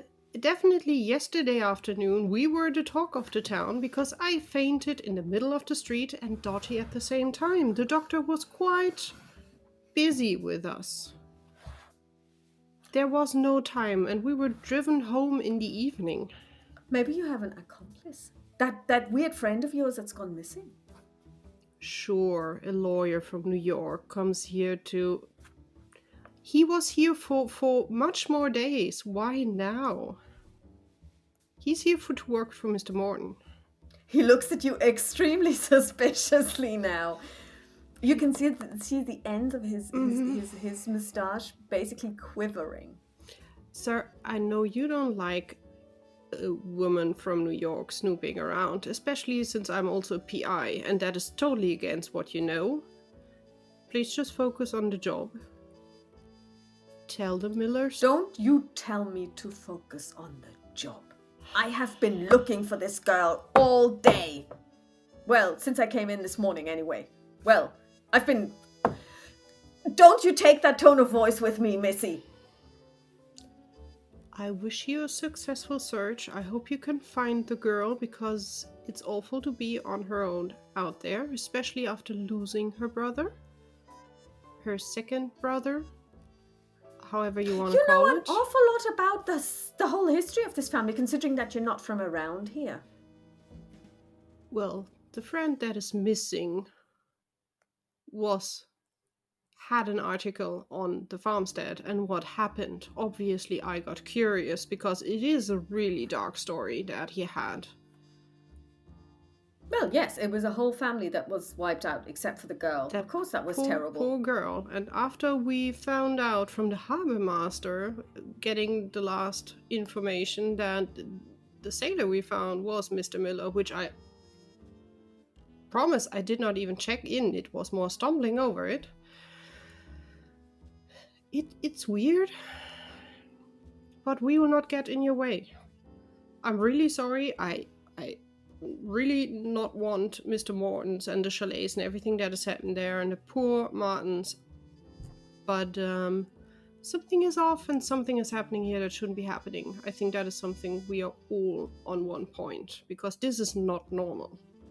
And this is not what's happening like every day around here. It's such a nice place girl usually. Killed her brother and then ran away.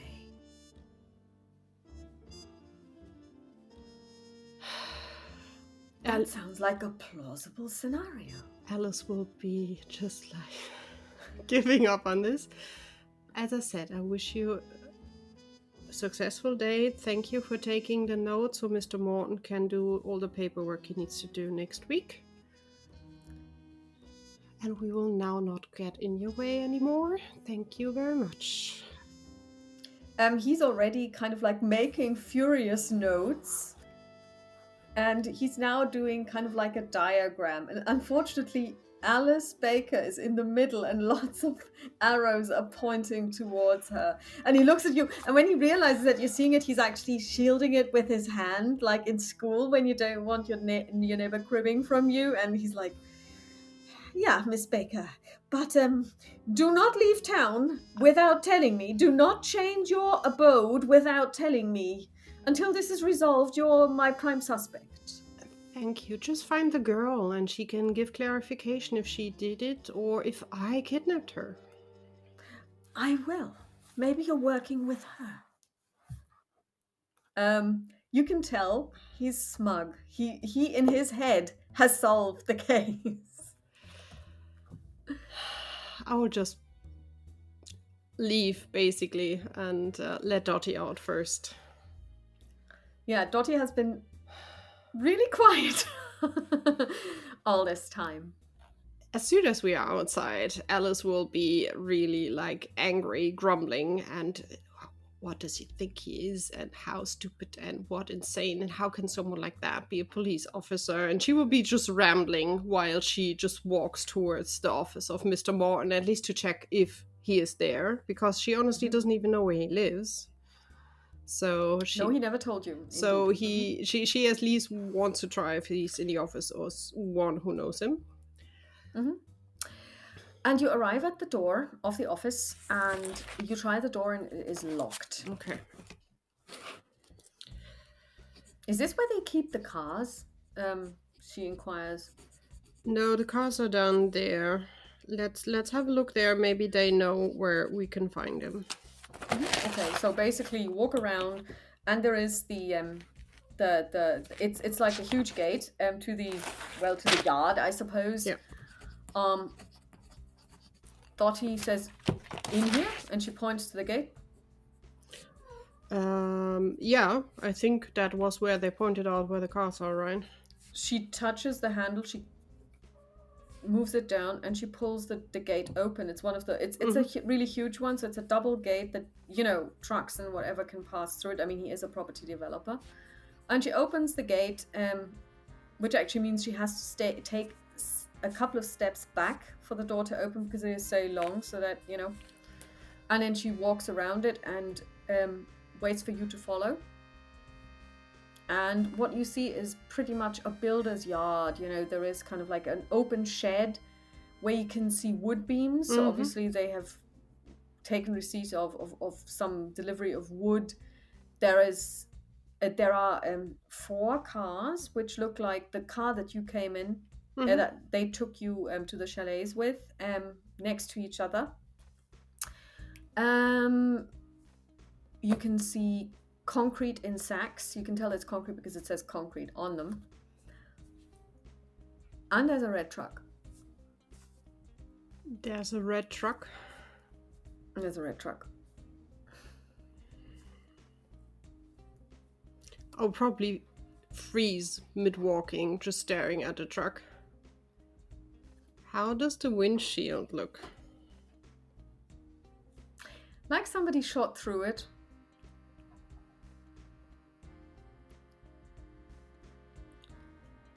Dottie, we should grab the car and get away from here. Why? Look at the truck. She will just point with her head in the direction. That's the truck from last night. I think so.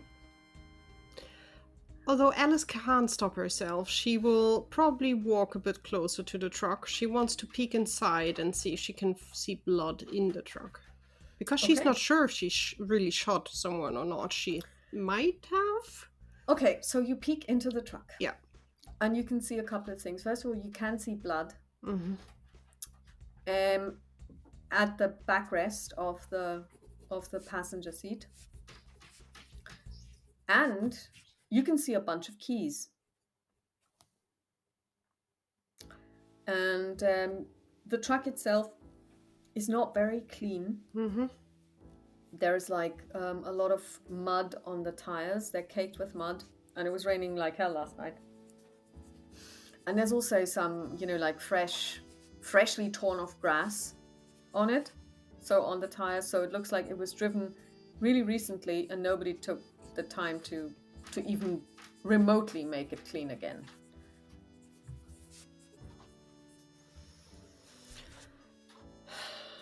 Normally I would go back to the police officer and tell them that we found evidence on the truck. But I highly doubt I want to show it to him because he will probably say it's staged I don't know. Let's get our car and just leave. Okay. So you go to the car. You have to try 2 to find out which the key fits, and the second one is the one that you can use. You get in the car. Dottie puts the hamper on the back seat, and she says, "But so where are we going now?"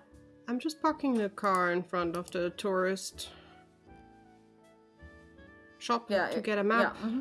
All right. Okay. So you drive and to the that we can ride the cart to my mother. Yes.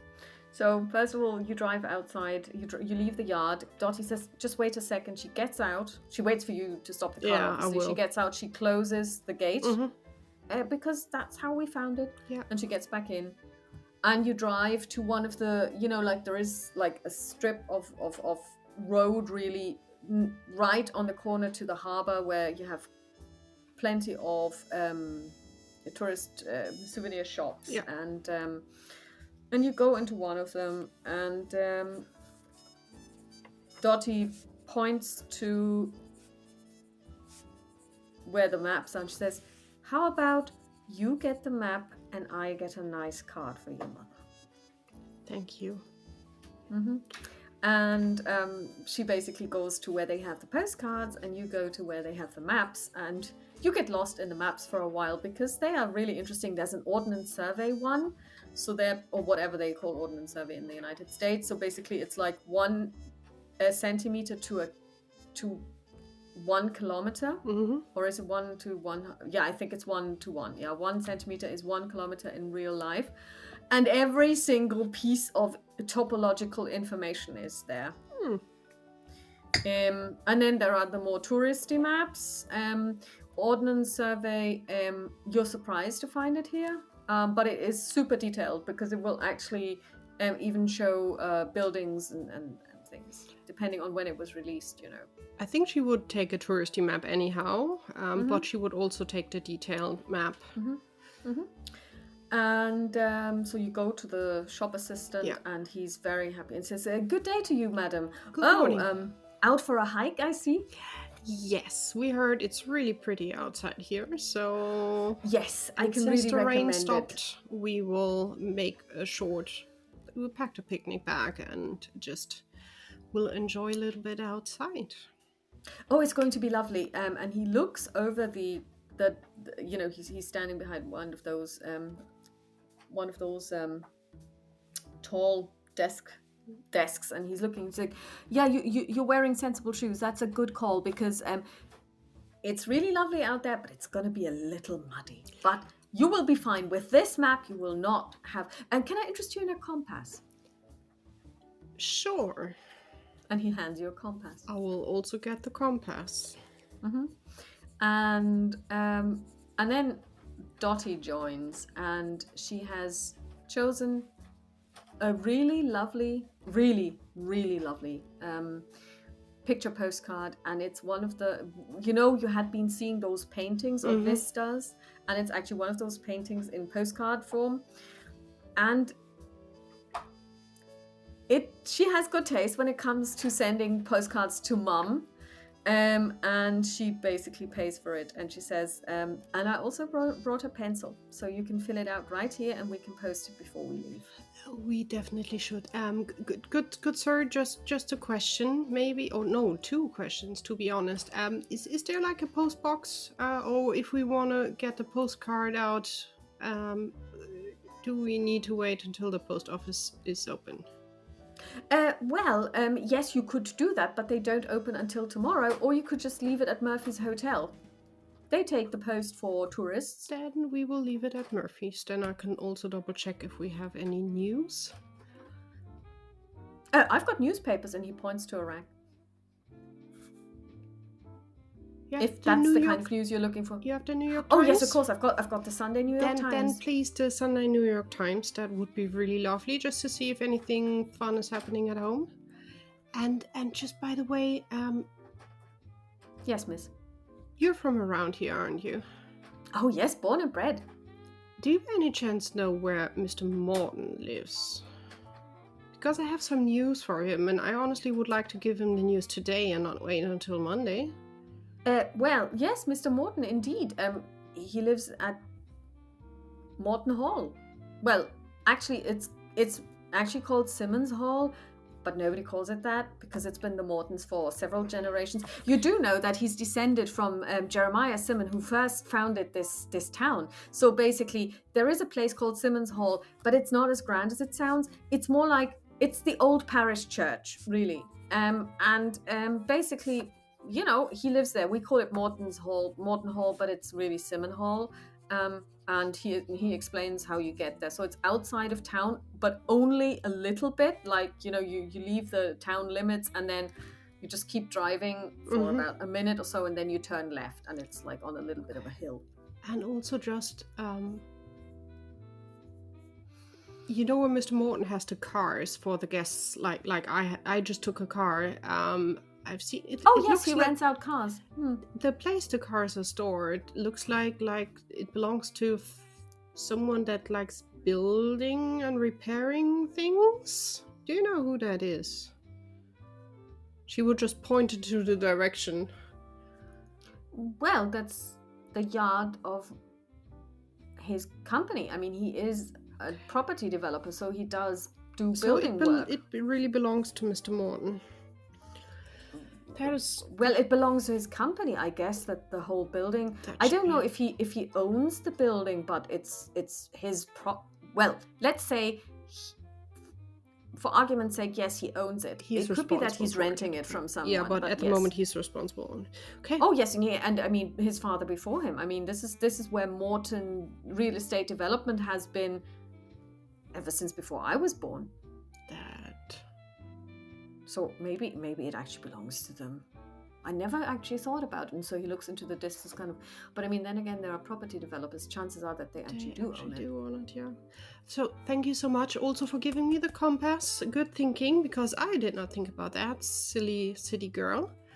So thank you. And he smiles at you. And have a very successful rest of the day. A lot of tourists Thank you. coming in and buying stuff. Same to you. I hope you really enjoy the hikes. Thank you so There are much. plenty of, and I mean, and then he hands you a brochure and he says, well, there are some walks that basically start at the town square, and you can take them from there, just in case you want to do something in the afternoon, or maybe, when the Tomorrow. weather isn't that nice. Yeah, so we are and he staying hands it for a to few you. more days. Thank you very much.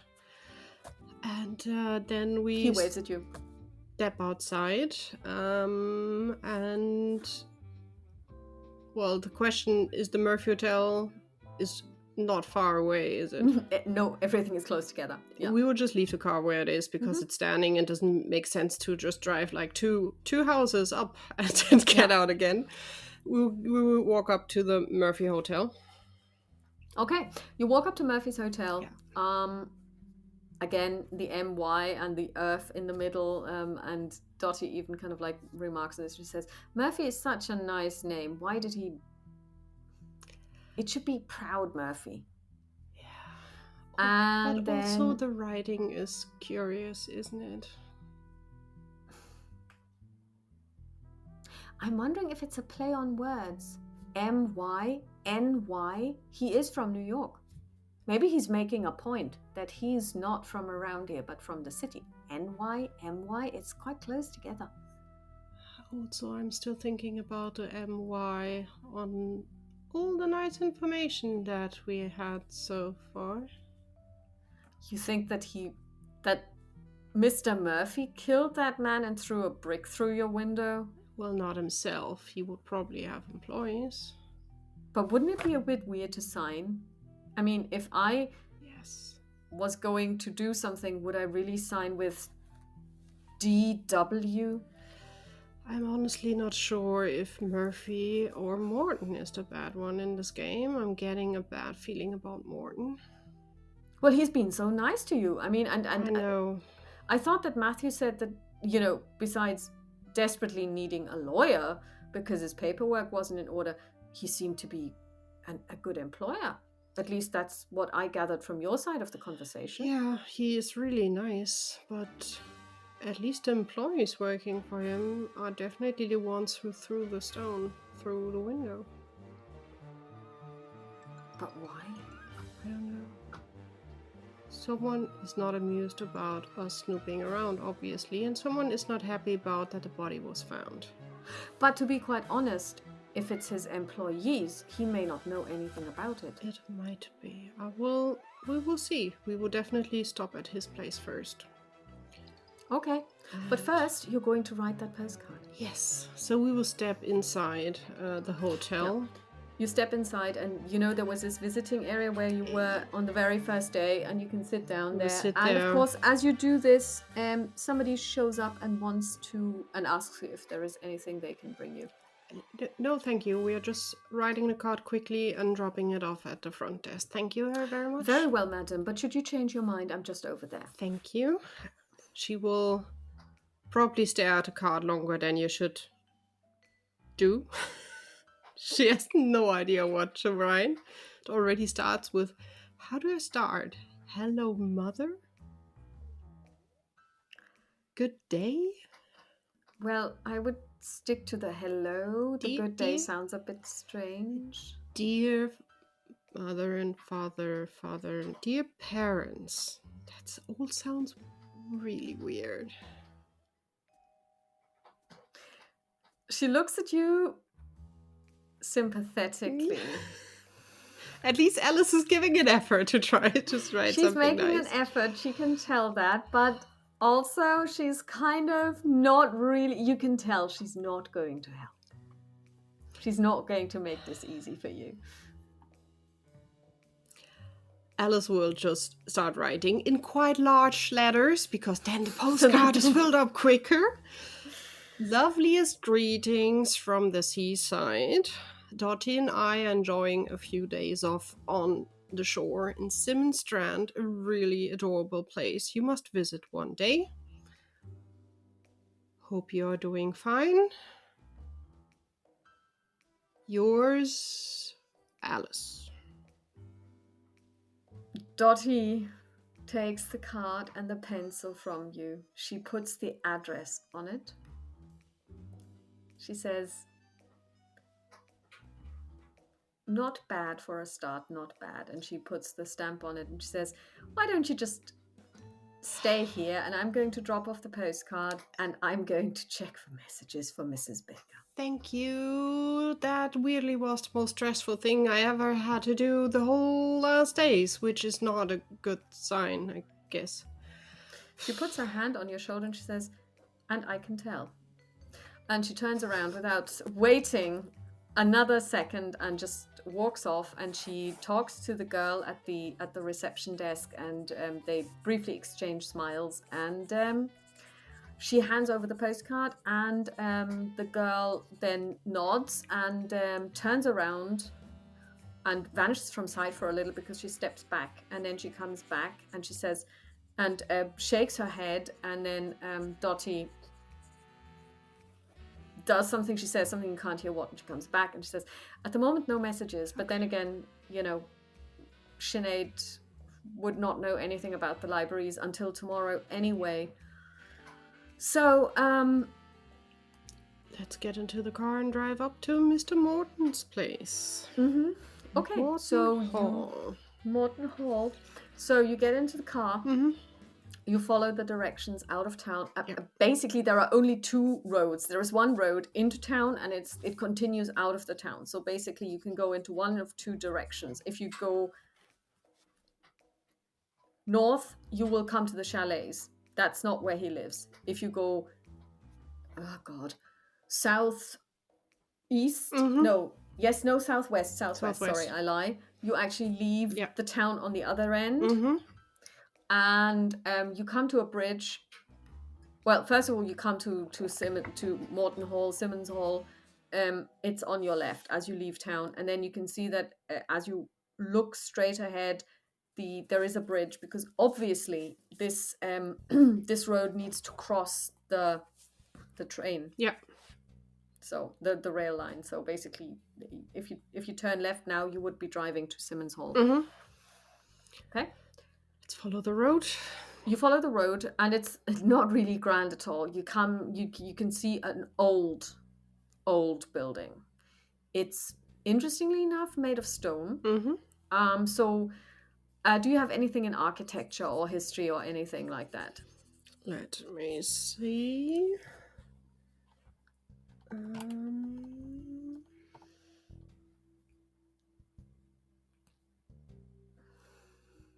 Nope. Okay. It does look like a church.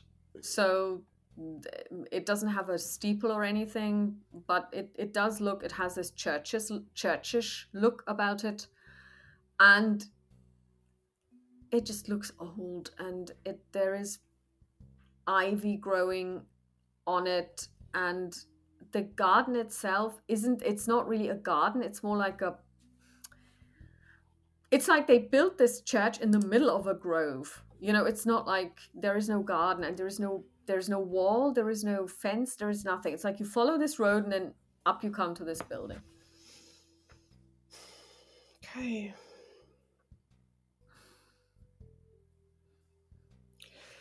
Well,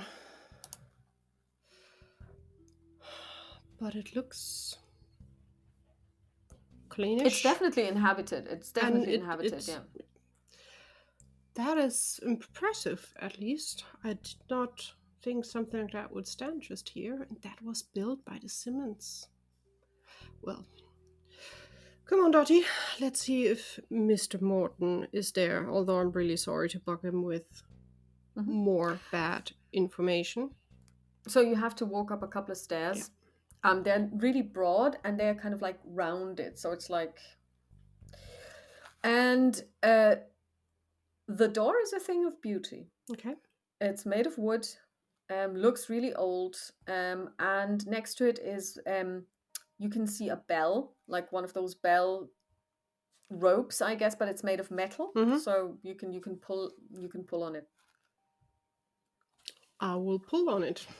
You hear a bell on the other side of the door, and shortly after you've rung the bell, the door opens, and you can see a butler standing there, like in a butler's dress. Wow. So, like the they have like this waistcoat, and, Mhm. Yes, madam, can I help you? Good morning. Baker is my name. I would like to talk to Mr. Morton if he's available. I'm afraid Mr. Morton has left town. He's not available. I don't think he will be back until after sundown tonight. Could you But leave? can I take a message? Yes, exactly. Could you leave a message for him? That Absolutely.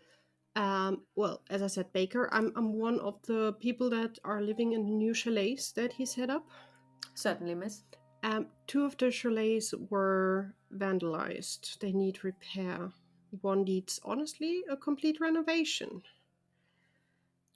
Oh, The Martin family are leaving, my. and it would be lovely if. Well, I will look in his office on Monday. I guess on Monday he will be in the office as usual. He was planning on returning tonight, yes. Then I will visit him on Monday in the office. Do you have a calling card you would like to leave, Yes, madam? yes, sure. Alice will just go through her bag and pull out her PI investigator card. He takes it and he's a blank face. He doesn't even flinch. He just takes it Perfect butler. and you can see that there's one of those very small but very high tables next to the door. He puts it on a silver platter that's standing there. He takes out a notebook. He writes down a couple of sentences and he reads out to you. Two of the chalets have been vandalized. The Martin family is leaving. One of the chalets may need a complete refurbishment. Mm-hmm. Miss Baker will call at the office tomorrow. Is there anything else, miss? That's all. Thank you very much. You're most welcome. And then he tears have a off the lovely paper. rest of the He day. folds it up and places it next to your calling card. Alice is positively impressed, and yeah, she will wish the butler a nice day, and then she will go. Same to you, madam. And then she and Dottie will go back to the car. You go back to the car. Where do you want to drive to? To the farmstead. Okay, you drive to the farmstead. The sun is now, quite high on the horizon already. It is summer. It is, at this stage, easily 10 o'clock, maybe even 10:30. You drive across the railway line, and Dottie is holding the map on her knees, and she is giving you directions. So, this road now goes west, and then it veers off to the south. But there is also, it's like a T-junction. So if you were to go south, you would come to New York probably eventually, maybe not on this road, but that's the general the direction. direction.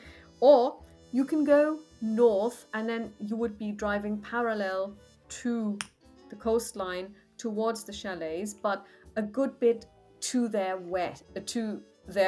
Yes. Oh, I'm getting confused. I need to write this down somewhere.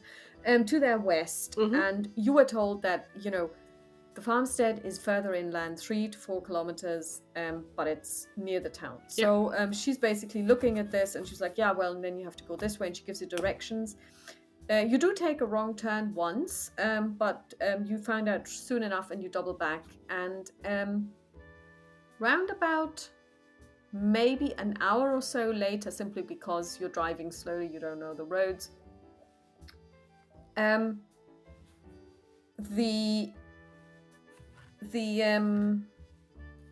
you arrive at an old kind of like track that leads off the main road further west. And Dottie says, well, that should be it. According to this map, if we followed this track, and she points to the track, it would take us to that farmstead. It says here farmstead, Roland's farmstead. So that's apparently the name of this place anyway, according to this map. So do we want to do this? Does the track look fit for our car? It's a dirt track. It's overgrown, but it doesn't look like you couldn't drive there. Okay. Alice will turn in there and will carefully start to drive up. Okay. You drive up the dirt track, and maybe after about 5 minutes or so, it's kind of like going up and down. So you can now see you're entering a country of rolling hills. This used to be farmland, you can tell, but it's no longer farmed. Yeah. So it's now just grass, and here or there you can still see some wheat stalks, possibly from like old wheat that wasn't harvested properly, and then basically the seeds blew around and fell on fertile ground and started to grow. And then you can see a farmstead coming into view. You can see a barn, which is partly caved in. You can also see that the whole place is kind of like shabby and old and dilapidated, so nobody has really been taking care of it. You can also see the farmhouse. And you immediately recognize that this is the house that you saw in your dream last night, but it is a lot... It's run down by now. Not only We've that, seen a nicer version. It also seems smaller, just like the men in real life seem smaller. And of course, it looks a lot more real. So it looks like even last night you might have seen a mirage, rather than, it now has this. It doesn't have this otherworldly feeling to it. Yeah. And you can tell that Dottie has noticed this too, because she sucks in the air and says, "That's like last night, isn't it?" It is. It definitely is. So do we really want to go in there? Well, let's first of all drive closer. And maybe take a short break and think about what we want to do. So Alice would drive closer, not right in front, but at least in closer looking distance. She would try to find a place where she can turn the car around to prepare it that it can go back. Okay, you can easily do this, yeah. And then she would basically stop the car, right in position that if we have to flee, we are in the right direction and not have to fiddle around to turn around.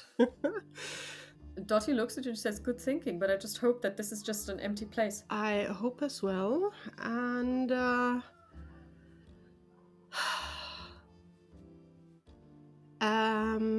Alice would probably grab the coffee from the picnic basket and also would pull out a sandwich. Why don't we get a bit of food and thinking on what we want to do next? And she would just sit probably in a patch of grass or anything close to the car. Just sit down. Yeah. And so you basically do this, and Dottie follows suit. She has lemonade for herself. And she also has enough bottles for you to as well, should you want something different. And then she also has a couple of sandwiches. She actually will eat 3 sandwiches in one go because I don't know what happened to her, but she's just ravenous. Maybe she's pregnant. And Well, adrenaline burns a lot of calories. that is true too. And she goes, well, this lemonade that I bought yesterday is really good. It's really good. It's not as good as the lemonade that the librarian offered us, but it's very good considering that I didn't make it myself. Generally around, they know their food and drinks around here. It's really Yes, I've gourmet noticed place. this too. Yes, it is. And it's actually,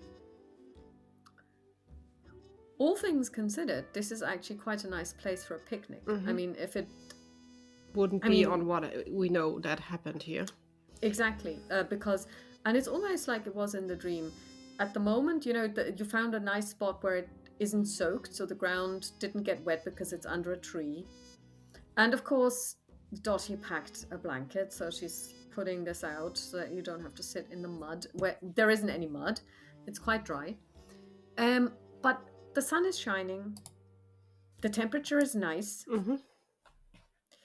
And there's just a slight breeze. It's not too hot, it's not too cold. It just feels nice. And so you're enjoying this quiet hour or so. Well, you're really taking your time. At least Dottie is. She sucks in the air and then she breathes out again. And she says, well, I can imagine that this must have been a nice place at one time. Right? It must have been really, really nice.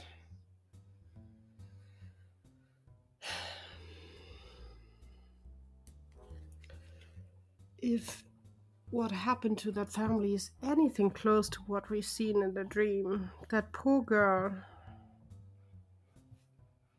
And now she's missing. I can't get over that. And the thing is, the boy that saved her is definitely the one that we found at the beach. Yeah. He reacted like he knew what was happening inside. He was really calm and to get her out of there. How did he know to be here with a gun? You see, the thing is, he never did anything with the gun, though. No. We don't really know what happened to the men. Do you think he shot them? I don't know. The first thing is, why was he here? Because he was not living here. Why did he have... If you go somewhere with a gun, you know the family there is in trouble and you want to help. Do we know where he lived? I guess where they are living nowadays. We never checked up where the Millers are living. But I guess... No, we didn't, if we got the story right, weren't they living in a neighborly area? So maybe a farmstead around here? Not sure. Let me just check something. And she gets up and she goes to the car and comes back with the ordnance survey map. And she says, okay, so, and she spreads it out in front of you so that you can also see. And she says, well, so here, we are here. And she points to the map. Now, if there is, I mean, there aren't that many farms on here. So there is one over here, and she points to another one, but that's pretty far away. That I wouldn't call that neighboring. I mean, it's neighboring in that there is nothing else in between, but it's not very close. That one over here, however, that's just 2K down there. For a young boy, that's not much to walk. No. I mean, I could totally see him. And I mean, look, there is this little foresty area. Maybe he went rabbit hunting with a gun. That might be. That's why he had it on him. Because he didn't look like he was going to shoot the girl.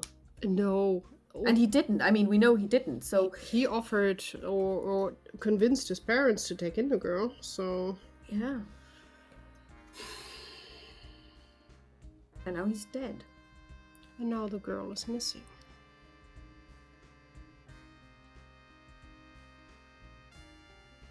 What if she's running away from those men? Maybe. Or she's looking for some... I mean, she saw the men. In the dream, she walked out of the room and she said Albert, and the men were still there. Yeah. She saw the men. Maybe she saw them in town. Either she's running from that, which might be because the men were there in the afternoon.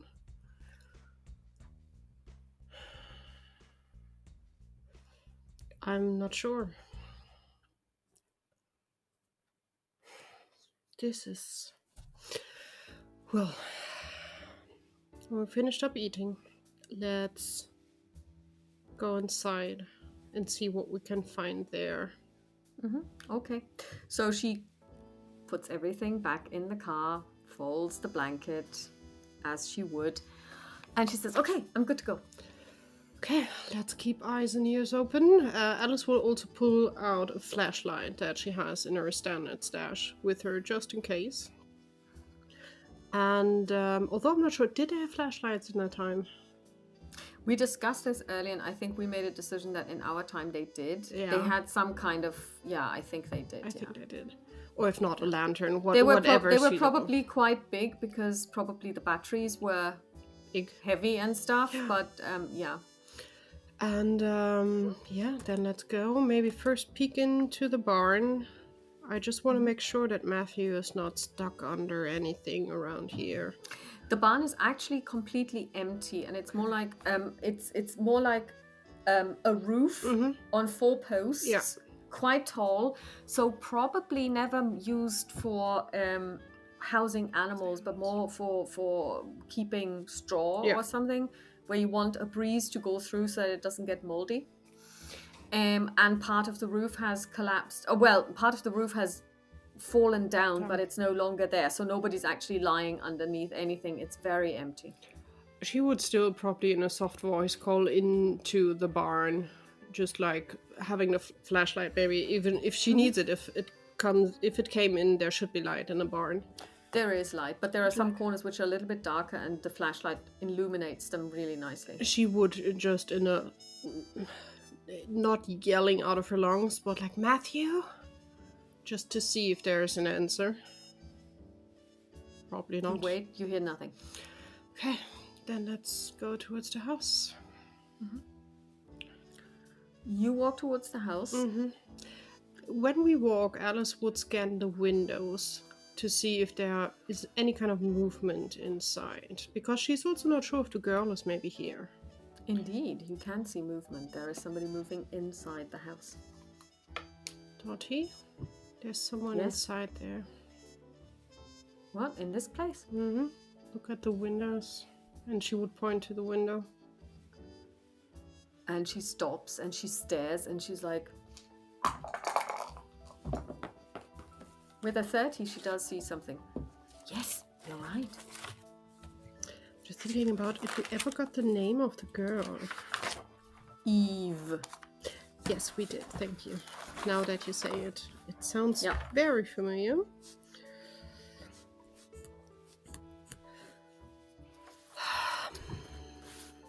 Best case, it's the girl. Best case, it's Matthew. Why would she come back to here? This is where her parents were murdered. I don't know. Worst case, it's the black people. In which case, maybe we shouldn't go in.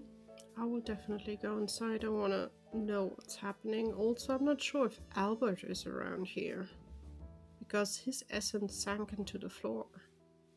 Madam, going in there might well be quite dangerous. Are you really sure? Yes. She says quite hesitantly, but still. You can stay outside if you like to. Then at least we have someone in a safe position. There is not a snowball's chance in hell that I will stay outside if you go in there. And you know that full well. We have a pistol. And I can... And you can use it as we saw last night. Yes, and we can also use the cane to put tiny holes into people that annoy us. So we will probably be fine. We should just be careful because I don't want to murder or stab anyone who doesn't deserve it. And you can hear her mutter. She says something. Make a perception roll. Listen, girl. Listen, yeah. Nope. Okay, you don't hear, you can't understand what she's saying. Oh, I should actually tick this because spot hidden is already ticked. Okay, so you go to the door. Yeah. Do you try to open it? What do you do? Describe it for me. She's thinking about if she wants to knock. That's her first, and she's just like stopping midway, and she will just go down and she will just see if the door opens. She will try to be quiet. She will not be like, we're there. She will just try to quietly open it. Okay, so you open the door. Mm-hmm. It does open. Okay. And you can see a woman standing in front of you. She's anywhere between 40 and 60. She hasn't aged well. She's very poorly dressed. The clothes are not clean. She has lots of gray hair. It looks like she has not been to a hairdresser in a long time, but it's kind of grown out very long and all over the place, and she's basically pushed it up to kind of like, but some strands have come loose, very unkempt, and she says, yes, who are you? And you can see that she has not a full set of teeth, that there are teeth missing, and she just has this look of unhealthiness about her. Mm-hmm. She doesn't look healthy. My brain is just going back and forth. The accident was like 5-6 years ago, right? The murder, you mean? Yeah. Okay. Yeah. So this is definitely not the girl that is missing. No, unless she's aged considerably overnight, it's not her, no. Oh, I'm really sorry. I did not know someone was living here. Well, yes, I'm living here. So? Baker's my name. I'm really sorry. I'm looking for a friend of mine. He might have visited here a few days ago. His name is Matthew. No, nobody comes to this place. I live here. Nobody comes here. Nobody. No. And she starts scratching her head. Nobody comes here. You know, this is the old Roland's farmstead, you know? I know. I live here now. Horrible things happened here. Well, I only moved in 2 years ago. I live here. I know nothing about the place. There is no one here. Just me. I know this is a weird request, but would you mind? Alice would be thinking about her dream. Just the boy. Did they go upstairs, or was this happening like on the ground floor? Would I have an idea? It was on happening where it on was? the ground floor. It was happening on the ground floor. Would you just mind if I could have a look around? Because we are trying to figure a few things out about what happened on the Roland farmstead. Before you moved in, obviously. Well, actually, I do mind. This is where I stay now. You can't just walk in. I don't go to your place and just walk in. That's why I'm asking you, and you can definitely stay around, and I would also give you not. a bonus for that. Alice would pull out some bills. No. Could Alice just take a moment? Do I hear anyone moving upstairs? Because in these old houses, you would hear someone Make a listen moving. roll, please, and it should be a really good one.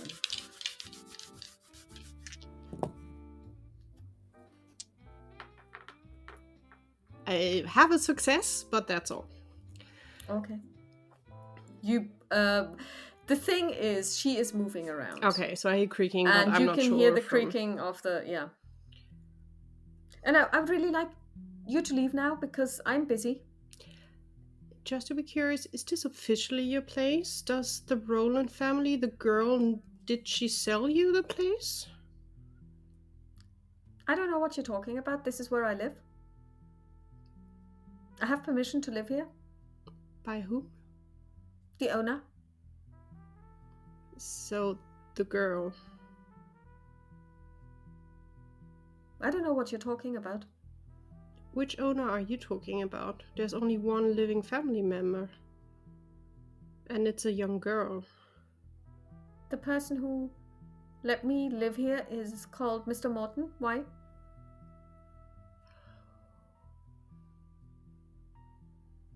I would really ask you to leave now. Thank you very much for your help. Have a lovely rest of the day. Alice will step back. She was not really inside the house. It was mainly Yeah, I just know the what you front mean. You door. were, yeah. She was just in. She would And just the step back woman out. closes the door immediately in your face. And you can hear that she bolts it from the inside. Why does this belong to Mr. Morton? It should be the Rollins family. Well, maybe he bought it. I mean, he is a property developer. If it's his land, that might be a point why Matthew was interested in it, to see if that is something that can be developed. And I talked to Mr. Morton about this. He didn't mention it's his land. Something is off.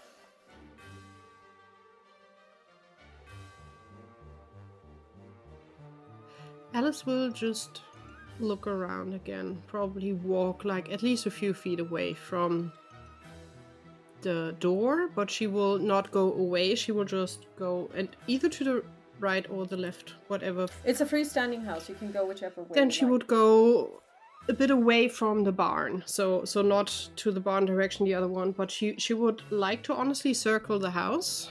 Mhm. And while circling the house, she would softly call out for Albert. I know Dottie Okay. will hate her for that, and she hates herself for that, but she would be like, Albert. And probably in between she will do a little Matthew, just in case, but she highly doubts Matthew is around here. You get no reply whatsoever. Okay.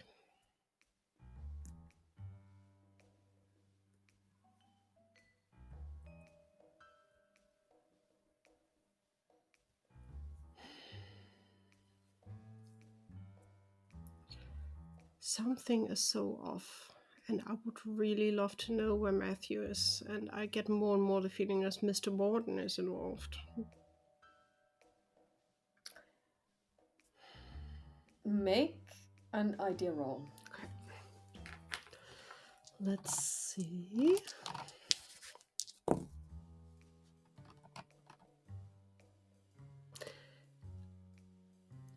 Can I give luck on idea things? No, you No, can't. I can't. It's Then an it's just a attribute. success, because I'm very close to a hard success, but just a success then. Mr. Morton is not at home. Mm-hmm. At least his butler told you Mm-hmm. so. The office is locked. Mm-hmm. There is a bunch of keys in the car, in the truck.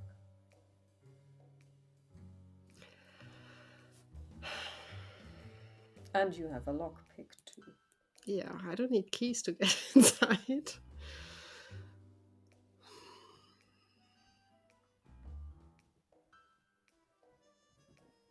The problem, well, the thing is, we would need to get in the office quickly. It's right in the middle of the street. Everyone can see the front door.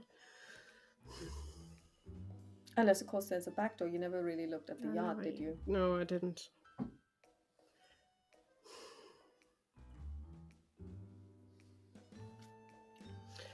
We would circle the house to the end. Mm-hmm. And you come back to the front door. I guess also on the few Matthews that I basically called out, also no answer. No.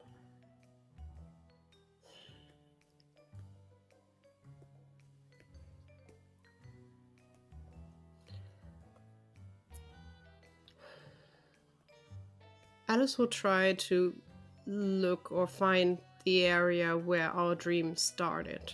So, like, following back the way that we followed Okay. the family. Yeah. So you could, for example, use navigate or well, you could first of all start with well, no, not really. Yeah, try navigate. I think What do you have? navigate. Do you just have the basic chance there? Yeah, but survival would be the other Okay, option, and that's yes, please also the same value, so it doesn't matter for me as well. I have both just a standard. Okay, so I would say okay, what I will do is I will give you. You can make an idea roll first to see how much you actually remember. failed the idea. Wait. Idea is quite high. That would be intelligence. You can't fail I that. made a success. I rolled high, but lower than my 85 Is that it I have. okay? Is it a normal The success? normal success.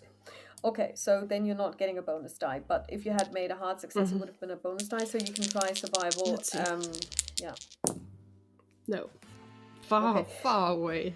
So the thing is, first of all, the place looks very different now. But also, what you do notice is that it seems like all of the distances are somehow off. So the house is much smaller. Not only it just seems to have shrunk, but then again, you can't even, it seemed like you were walking for a long time before you saw the house to begin with. You know, you got up, you walked, and you were surrounded by fields. But when you look from the house now towards where your car is parked, you can see the track going to the road. There are some trees there. You didn't see those, and there isn't that much of a field there either. So there are more fields behind the house, but that's not because you were approaching the house from the front door. Towards the front door. So it's not as clear as it might have been or should be. You can't really make it out where you came from. I think then after a few minutes just looking around, she would just shrug. And I guess it's time to go back.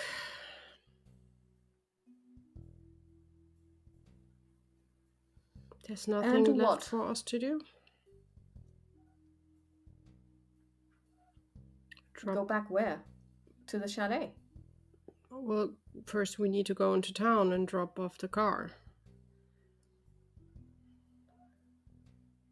Okay, I guess. And then it's the question if you want to get back and maybe prepare some early dinner.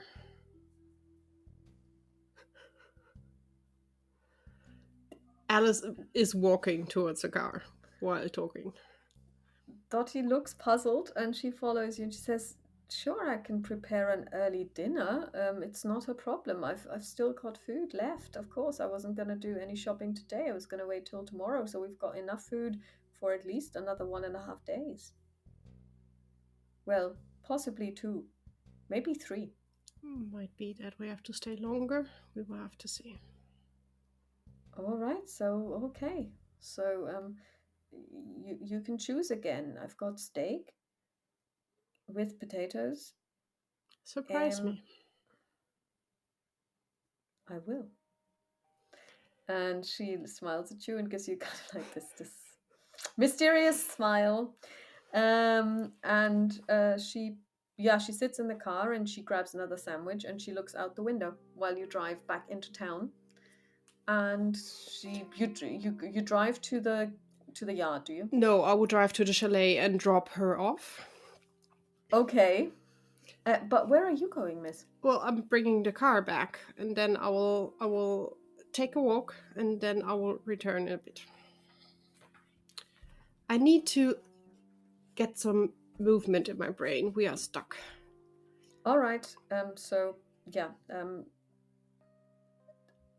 If you're not back by 8, I'll go to the police. Please do so. Yes. I'm not leaving town. I promise. Interestingly enough, you don't get the feeling that she's afraid that you might leave the town without her, but she is afraid that you might do something really stupid and end up somewhere where you didn't want to end up in. So I will drop her off so she can also take the picnic basket and the stuff so she doesn't have to carry it around.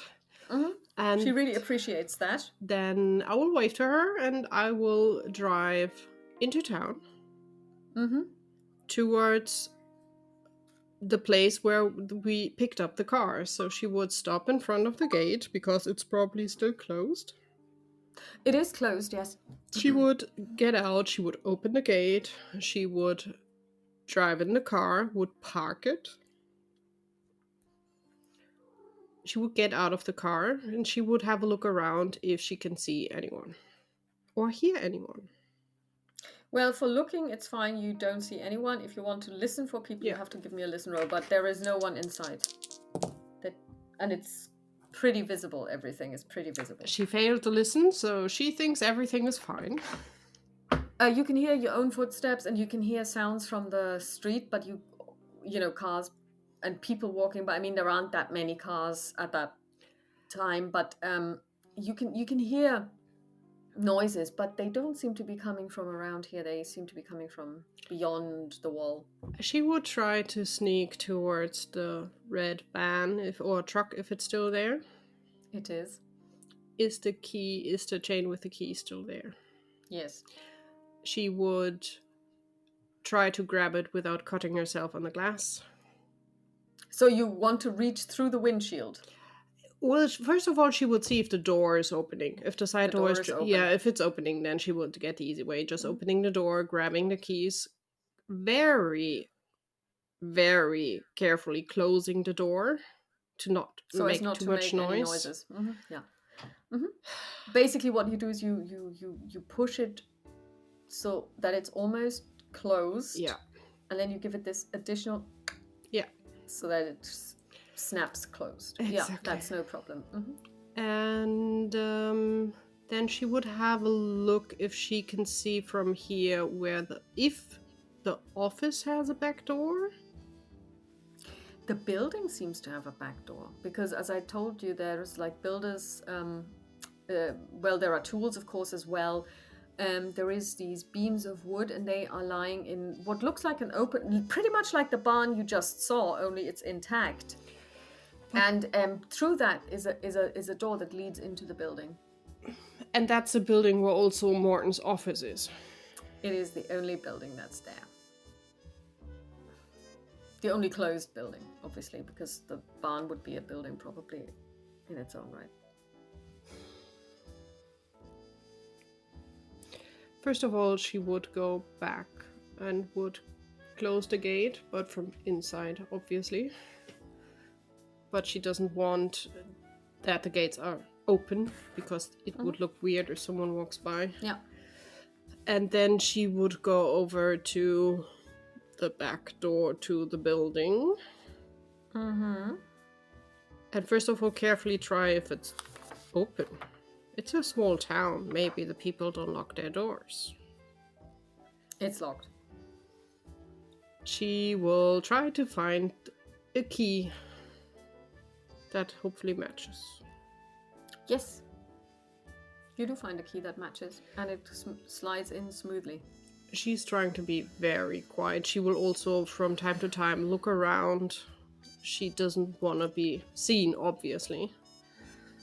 So she will then unlock the door. She will carefully open the door, but before stepping in, she would just halfway put her head in and again try to A, whatever I can see, and B, if I can hear anyone. You have entered into what looks like kind of like an antechamber. Mm-hmm. So it's small, it's cramped, and it contains filing cabinets. And there's another door. Okay. And you can't hear anyone. It's very quiet. Then I will carefully step in. I will close the door. I will not lock it. I will just close it, but I will close it by hand to be quiet about it. Mm-hmm. Then I would walk over to the next door and probably put my ear against it to see if I can hear anyone on the other side. You can give me a listen roll for this? Because she definitely, if the police gets her here, she's doomed. It's breaking and entering. Who cares? You did have the key. Listen is not a success. Okay, you can't hear anything. No. I think first of all she would have a look at the filing cabinets. Mm-hmm. Yeah. She would, I don't know if there's lettering or anything describing on them. If not, she would try to open one and to see what is inside.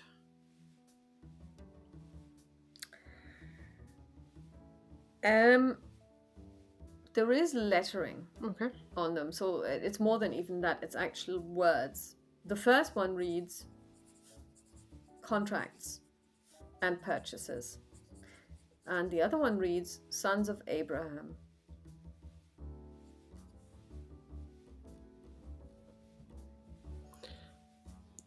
Sons of Abraham is the one where she's like, what? And she would have a look and snoop what she can find there. Okay, so you open the filing cabinet. It's one of the ones that you pull out, and then you have those suspended things just hanging in there. Yep. Yeah, exactly. And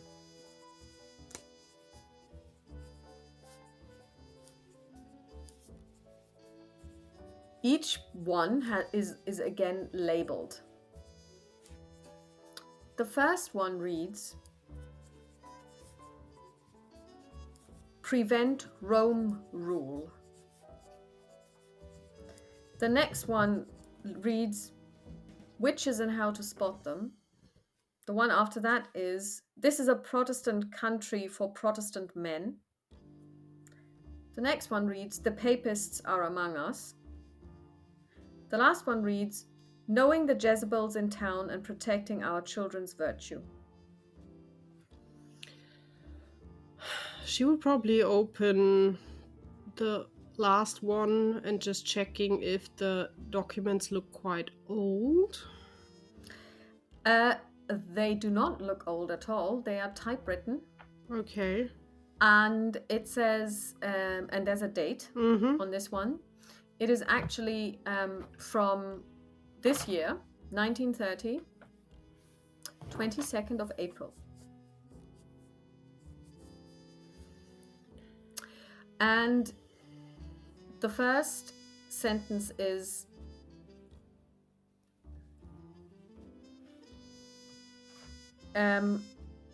sermon. Well, it's not a sentence, it's a word, sermon. And are you going to read some of it? Yeah, she will make like a rough reading to get an idea what is in there. It is a sermon, and it's a diatribe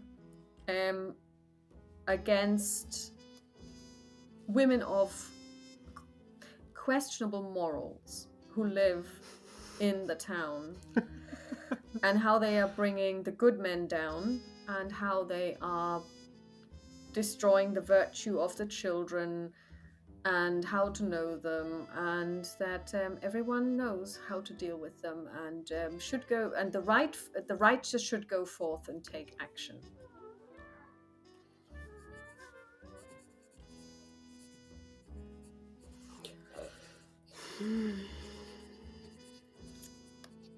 She'll probably grab the first. She will put it back and she will grab the first one and also scan it for a date and also have a rough reading, although she already suspects what kind of stuff is in there. It's the first one was Prevent Rome Rule. It's 2 years old, and it basically describes how the Catholics, the Papists as they are called, are buying up land, and they are next they're going to demand to have a church built that they can go to on Sundays, and if we let this happen, then we will have rule from Rome rather than rule from Washington DC, and even local rule as it should be.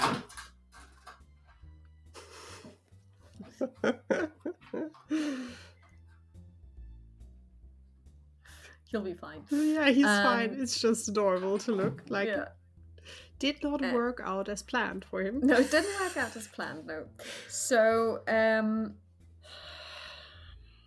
and it also, well, it says, the Papists from Ireland, and, you know that Murphy is A, Irish, B, probably Catholic, and how he's been buying out up all the land. So you can guess that this is something directed at him. I think she would take out the paper. Yeah. And would fold it and put it in her handbag. Okay. And she would try to, at least the outer part, to put it back. Yeah, that's not a problem At at all. least that We'll it's put the folder not itself not there. obvious on first view that something is missing, and then she Yeah. would close the filing. Mm-hmm. There was no name written on there, like a signature or anything like that, right? No.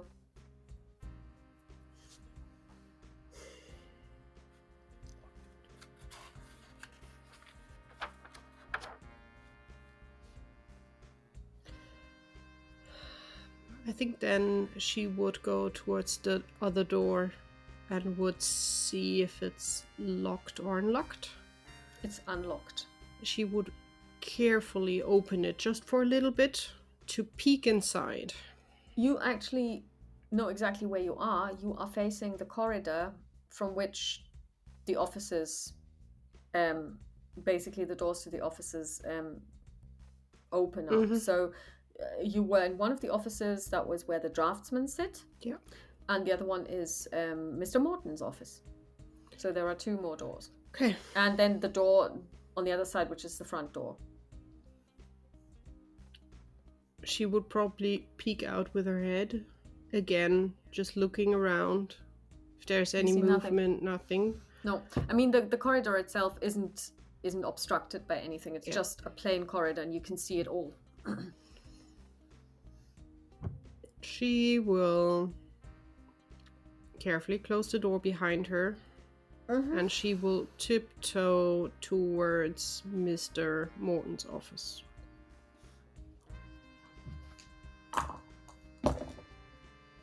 Okay. It's not good that you're rolling. She will lead her ear against the door to try to listen again if someone is in the office.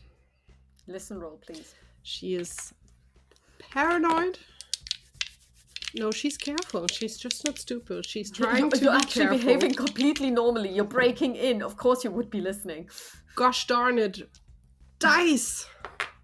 You need a different set of dice. No. That's the You hear third nothing. pair of dice I'm trying. They're all rolling very awfully high on listen. Everything else is doing quite fine. Maybe you have a hearing impairment, which we didn't catch when the gun went off last night. So you hear nothing. She will very carefully try to see if the door is open. The door is open. She will... Holding her breath, she will turn the knob and will just crack the door open. And peek inside. There is no one there. It looks like you remember it. There is a big desk. Behind it is a chair. To the left of it, at the wall, is the safe. Are there windows out on the street? No, the street is on the other side. Okay. There is a window, but it's facing the yard. She will slip inside, closing the door behind her, trying not to make any noise. Yes. She would look out on the yard, basically, just because to be safe and sound, not that someone is driving up and she is not realizing that. Yeah, you see nothing. And then I would go over to his desk. Okay, you go to his desk. It's a really nice desk. I would rummage through his desk drawers if they are not locked, and if they are locked... Then? Probably lockpick, because I highly doubt I will find the keys on the keychain to his desk. Then make a roll. For locksmith? Yes. Okay, so they are locked.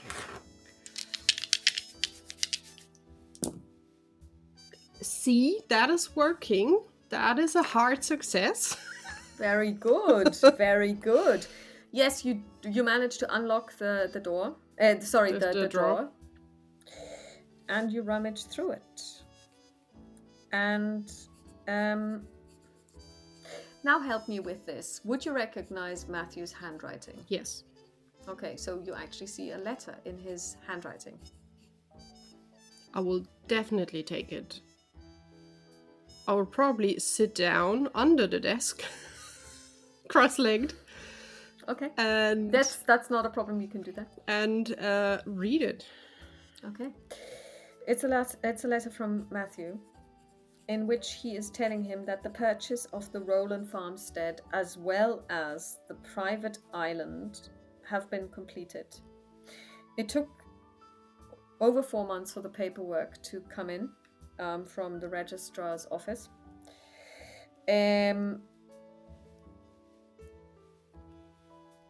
He also continues to say that he needs to inform him as his solicitor that it is not possible to actively suppress the information about the place's history to protect tourism and other interests.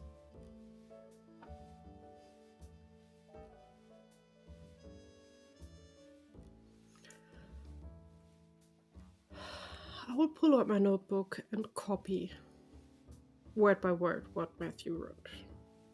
You can do that, no problem.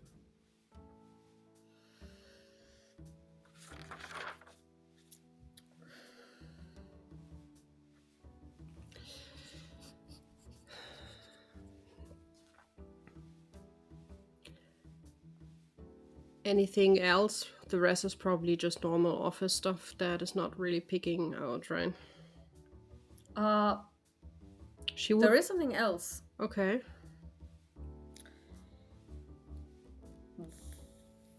There is a contract. Somebody chartered a little one-mast boat for Saturday and Sunday.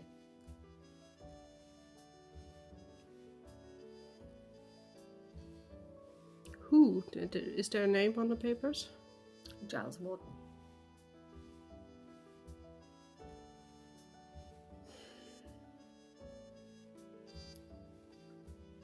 Is it a boat here from the harbor? No, it was chartered in Port Arlington, actually.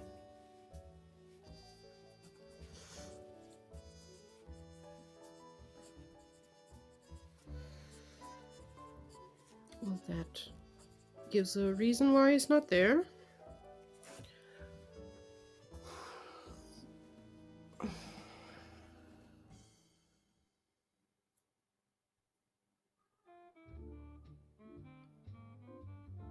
On the papers she's seen that she looked through for Matthew to organize them, there was no paperwork on the Roland farmstead between that, was it? No. And nothing on a private island. No. But remember, those were planning permission applications. Yeah. This is dealing with purchase of land, or purchase of property, which would be different and,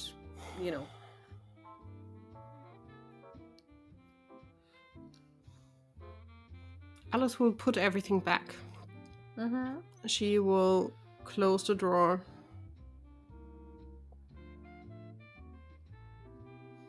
She will go over the desk and see if she can find anything else.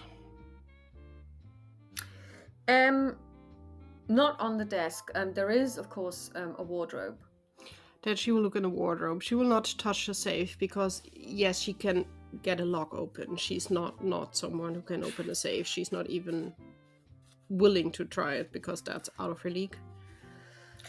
You find an overcoat, a man's overcoat, and you also find a burgundy red robe with a golden belt that you would basically tie, and it's got a hood, and it's definitely not a nightgown or a morning gown or anything. That's really out of place because this is an office. Any sign on the back? No, but there is a cross on the left lapel, and it's stitched Sons of Abram into the garment.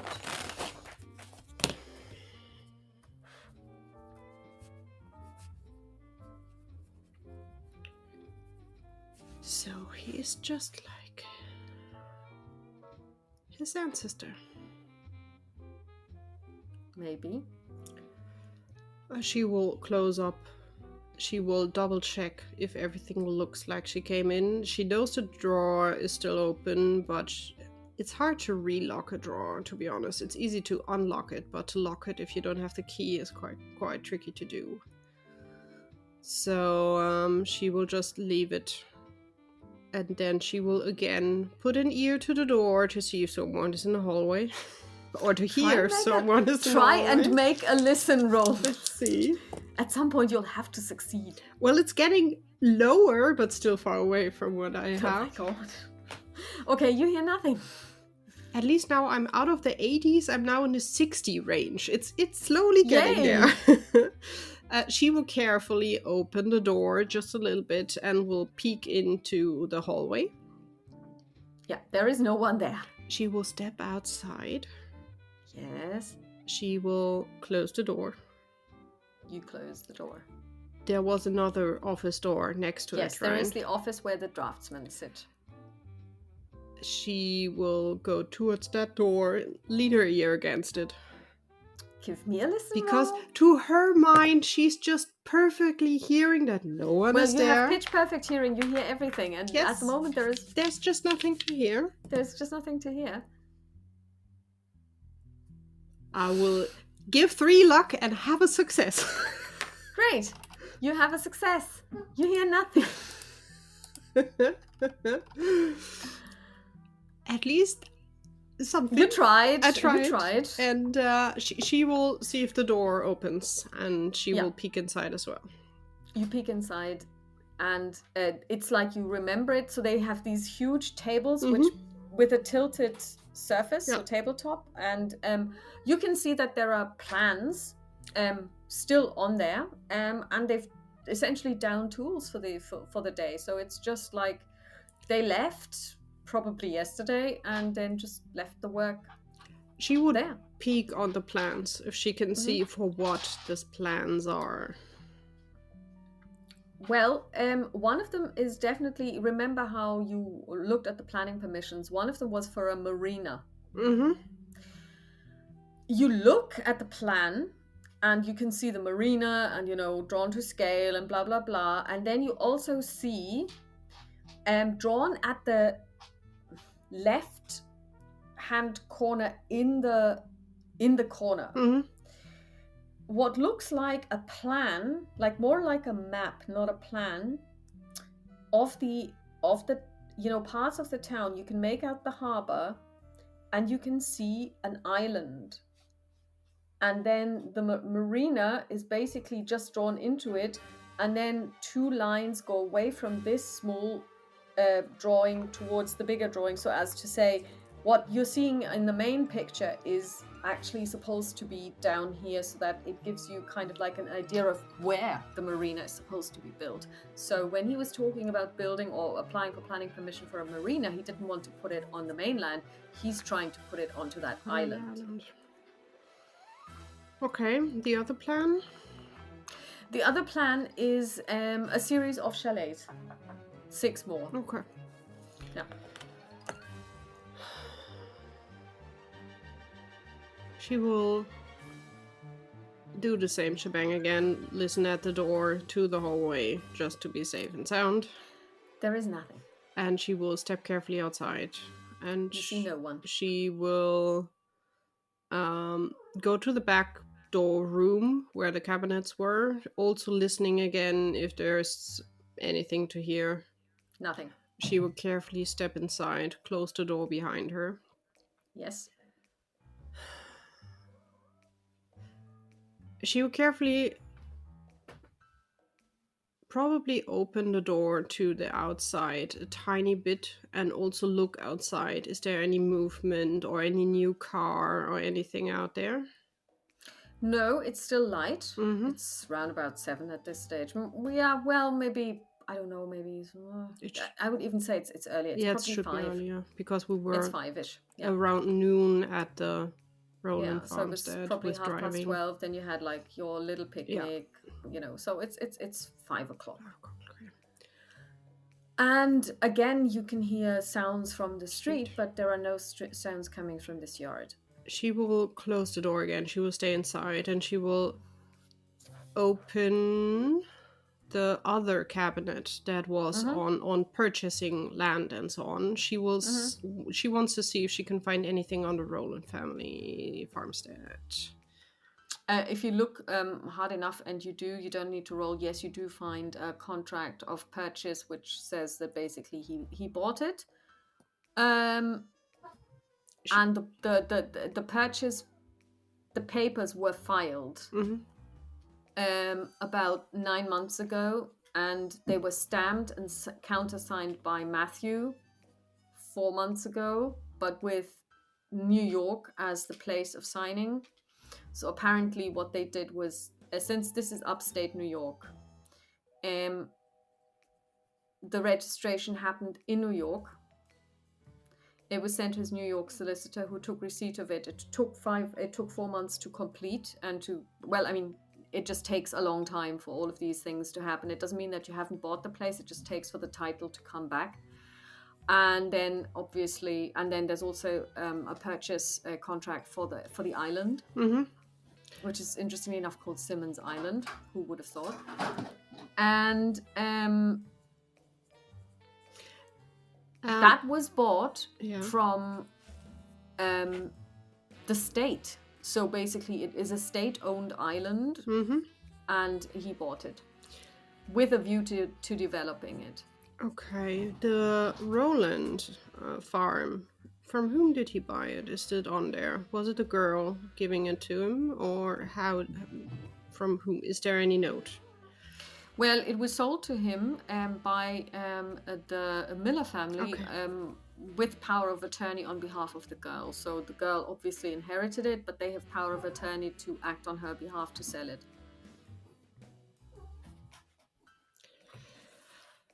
Okay.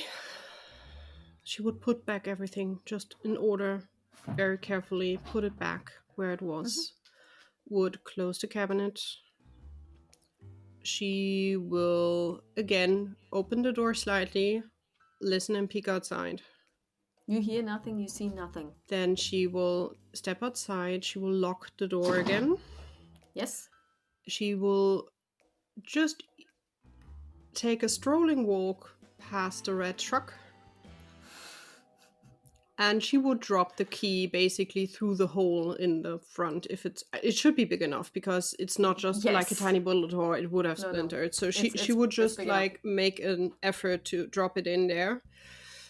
And then she would walk towards the gate, probably with a car key in hand, and would go towards the gate, opening the gate, closing the gate behind her. And